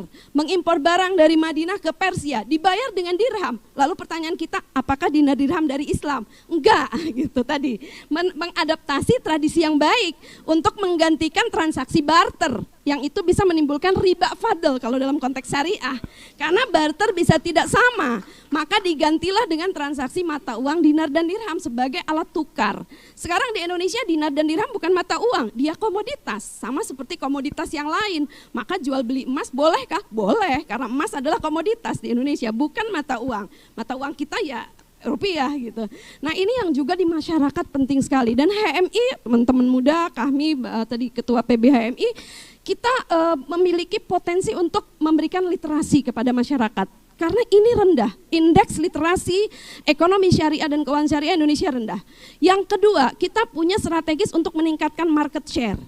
Banknya besar, apalagi udah gabungan BSI, Bank Syariah Indonesia. Walaupun awal-awal saya sempat mengkritik juga Pak Erik, kok yang di merger bank syariah, bukan bank-bank konven jadi syariah. Nah, mudah-mudahan nanti bank konven juga kita harapkan, mungkin HMI punya bank. Bayangan saya HMI punya bank syariah. Bang Mahfud ya, mengkonversi yang konvensional jadi syariah, nggak perlu banyak juga, setuju Pak Erik. Daripada misalnya jadi spin off, katakan ada beberapa bank syariah yang jadi spin off, tapi bonsai tidak bisa berkembang. Ini kan jadi kasihan, jadi sayang gitu loh perjuangan syariah. Tapi ketika dia besar, dia bisa tumbuh. Nah bagaimana BSI yang besar juga tidak mematikan bank-bank syariah lain yang kecil, itu bayangan kami. Jadi bisa meningkatkan market share. Bagaimana, bayangkan dari tahun 1991 Yunda Hanifah, Bank Muamalat, beliau saya tahu di Bank Muamalat pertama kali mendirikan tahun 1992 dengan hanya satu pasal yang Bang Mahmud, dan itu bukan istilah syariah, bank bagi hasil loh. Di awal pendirian hanya dengan satu pasal Undang-Undang nomor 72 tahun 1992 ya Bang Mahfud. Lalu muncul Undang-Undang 1098, butuh perjuangan, ini jihad umat Islam. 1098 untuk kemudian ada dual banking system, bank syariah dan bank konvensional. Berdirilah kata bank syariah itu di Indonesia, dan orang kemudian memilih kata syariah ketimbang kata Islam, itu hanya Indonesia. Karena di literatur internasional dan lain-lain semuanya bank Islam. Islamic economics, bukan syariah economic, tapi oke lah, itu bagian dari perjuangan umat Islam. Lalu sampai Undang-Undang Nomor 21 2008 butuh lagi 10 tahun Bang Mahfud. Nah ini regulasi ini juga menjadi penting. Kita udah punya Undang-Undang 21 2008 untuk perbankan syariah. Sehingga bank syariah bisa hidup tumbuh subur di Indonesia. Nilai-nilai Islam ditransformasikan lewat Undang-Undang 21 2008. Ini jihad gitu yang sesungguhnya. Kedua Undang-Undang SBSN Nomor 19 tahun 2008. Kenapa? Sekarang sudah berkembang. Wah, walaupun dana haji kemarin ramai ya. Wah, dana haji disekuritisasi dalam konteks sukuk. Lalu bagaimana pengelolaannya dan seterusnya. Walaupun pro kontra. Tapi ini satu instrumen keuangan Islam yang masuk ke dalam APBN. Kita nggak pernah menyangka bagaimana ada produk link wakaf, cash wakaf link sukuk. Wakaf yang disekuritisasi menjadi sukuk. Dan ini menjadi modal untuk pemerintah membiayai infrastruktur dan masyarakat ikut berpartisipasi investasi tanpa harus kita mengandalkan terus kepada hutang luar negeri misalnya. Saya kira ini potensi yang luar biasa dan besar untuk mengembangkan wakaf link sukuk. Wakaf tidak hanya berisi tanah mati dan kuburan. Pemahaman wakaf sekarang adalah wakaf produktif gitu, membangun hotel. Bayangan saya tidak melulu konsep, udah bosen. Nah, bagaimana itu punya tower, punya hotel atas dasar dana wakaf. Lalu manfaat dari hotel, sewa hotelnya itu digunakan kalau adik-adik tadi minta proposal dan nggak boleh ditolak kata Bang Yoga. Karena kita juga dulu minta proposal ya Bang Yoga kalau bikin kegiatan. Nah, wakaf ini perlu diberdayakan dari kita HMI. Mari kita juga punya satu dana abadi berupa wakaf yang itu mungkin nanti punya hotel, punya rumah sakit, punya apartemen dan seterusnya yang kemudian disewakan manfaatnya untuk memberdayakan itu tadi masyarakat yang tidak beruntungkan secara sistem. Kedua zakat, ini perlu kita bangun dalam satu sistem Indonesia. Jadi terakhir 3 hal yang mungkin kita perlu lakukan peran strategis dalam hal ini adalah HMI sebagai modal sosial, modal intelektual, kita bisa berperan untuk melakukan jihad ekonomi dalam rangka mewujudkan keadilan masyarakat. Demikian, billahi taufiq wal hidayah. Assalamualaikum warahmatullahi wabarakatuh. Waalaikumsalam warahmatullahi wabarakatuh. Sangat luar biasa Ibu Ois Amalia selaku Guru Besar Ekonomi Syariah. Dan kami mohon kesediaannya kepada seluruh tamu undangan yang terhormat untuk turut serta mendengarkan juga sesi tanggapan yang terakhir yang akan disampaikan oleh Bapak Anton Soekarna selaku Direktur Bank Syariah Indonesia. Kami persilahkan.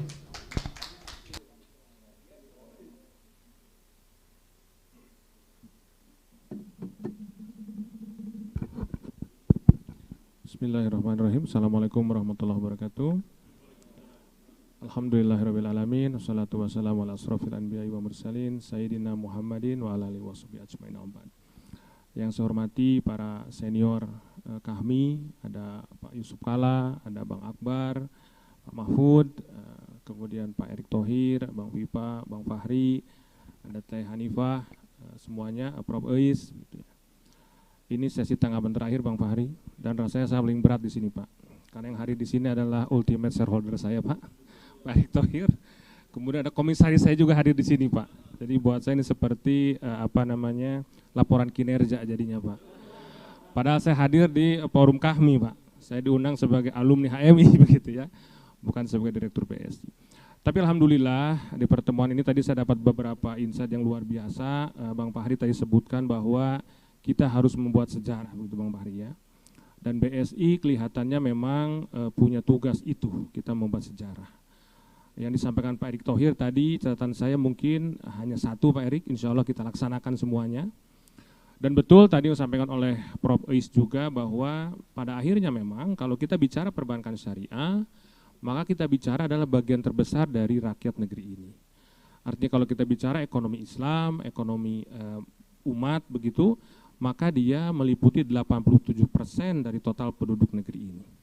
Artinya relevan sekali yang tadi disampaikan oleh Pak Mahfud di muka bahwa bicara ekonomi syariah bicara negeri ini. Gitu. Pancasila tidak mungkin bertentangan dengan itu.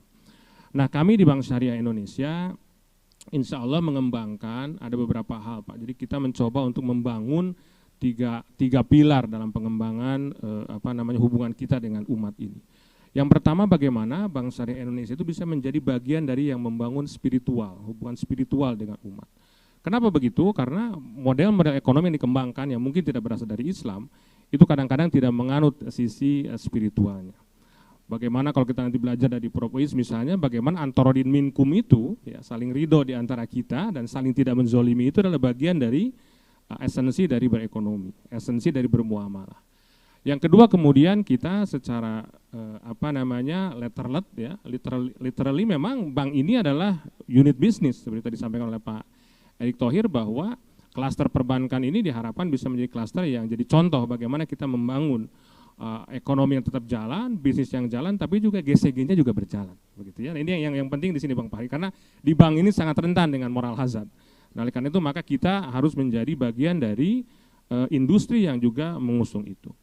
Nah, bicara membangun ekonomi umat melalui perbankan, maka fungsi bank ini adalah intermediasi. Bagaimanapun kita tidak hanya ingin bicara di sisi bagaimana dana itu disalurkan dalam bentuk pembiayaan, tapi di sisi lain kita juga harus membangun bagaimana kemudian orang, umat ini mau menyimpan uangnya di bank syariah. Dan yang tadi disampaikan oleh Prof. Uis, betul, literasinya yang agak rendah, Pak. Literasi kita berdasarkan hasil studi OJK, itu hanya sekitar 9% orang Indonesia yang paham terkait dengan perbankan syariah. Sementara kalau literasi di sisi perbankan konven itu di angka 37%, Bang Fahri. Nah, problem kemudian adalah ini Bang Pak Mahfud, yang sesuatu yang mungkin orang Islam itu cenderung kalau dia memilih sesuatu yang sesuai dengan syariahnya itu cenderung rigid, Pak. Jadi kalau kita lihat orang memilih 37% tingkat literasi di perbankan konven, tapi tingkat inklusinya 77%. Artinya sebagian orang tidak peduli apakah pilihan yang penting dia masuk di bank itu. Tapi kalau kita bicara bank syariah, ketika dia tingkat literasi itu hanya 9%, masuknya ke bank syariah itu hanya 11%. Jadi yang 2% itulah yang kemudian tersesat. Sisanya semua udah paham dulu baru dia masuk. Nah, ini adalah problem umat memang selalu bertanya lebih detail tentang sesuatu yang terkait dengan kepercayaannya. Oleh karena itu maka harapan kami begitu ya, teman-teman kami mungkin juga HMI, mari kita bangun literasi ini di masyarakat kita, di masyarakat muslim kita, bahwa ada perbankan syariah, dan kemudian jangan sampai ada asumsi bahwa bank syariah itu lebih mahal. Nah, ini karena stigma di masyarakat. Kami di BSI alhamdulillah sudah bisa menurunkan cost of fund kita itu setara dengan bank-bank besar, termasuk dengan Bank Himbara. Artinya apa? Ketika kepercayaan itu datang, maka insya Allah skala ekonominya juga akan masuk. Nah, alhamdulillahnya Pak Erick melakukan merger di antara ketiga bank ini. Nah, salah satu keuntungan dari merger kita masuk ke skala ekonomi yang mulai bisa bersaing di market. Itu alhamdulillah sekali. Yang kedua tentu saja bank ini terlihat di market gitu.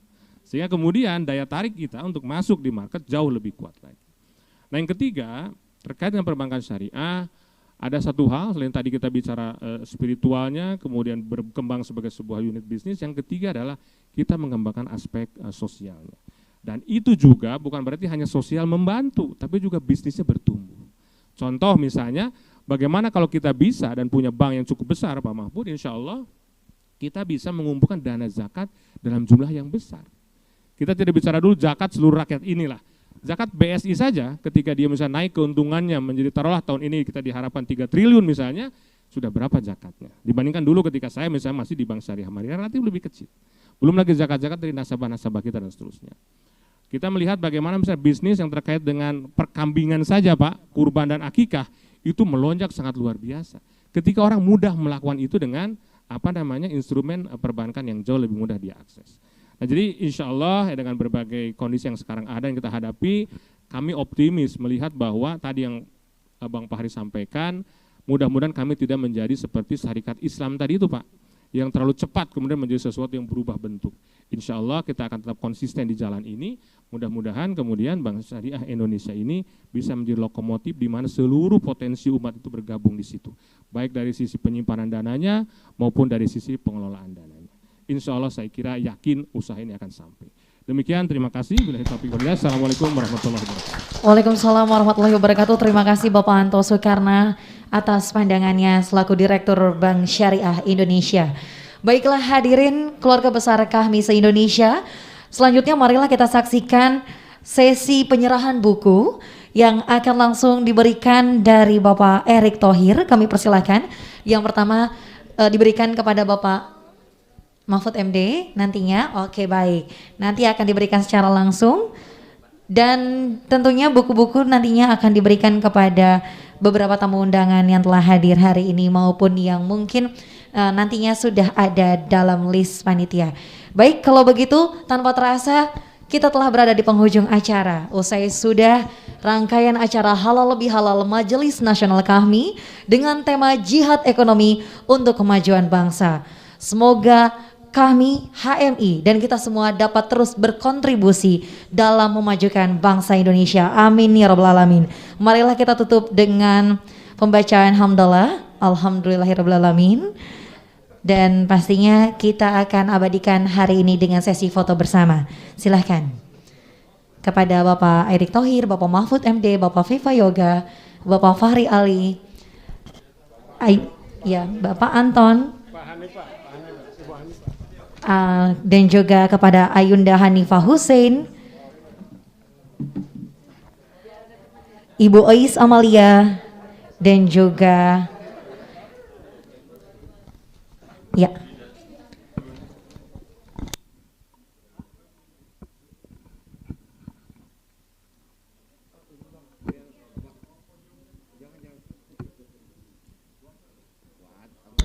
baik ya. Mohon bergeser Bapak untuk posisi.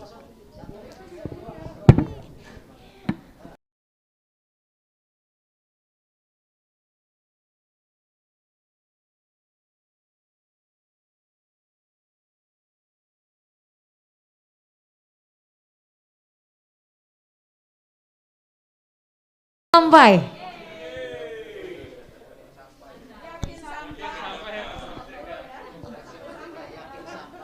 Ya, yakin sampai pesan Kakanda ya Yusuf Kala.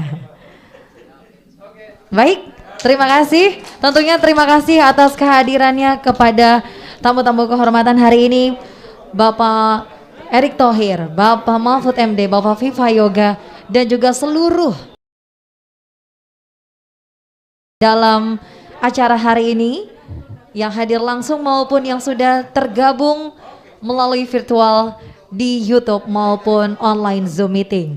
Saya Zahra Salimah pamit undur diri. Mohon maaf apabila ada kesalahan.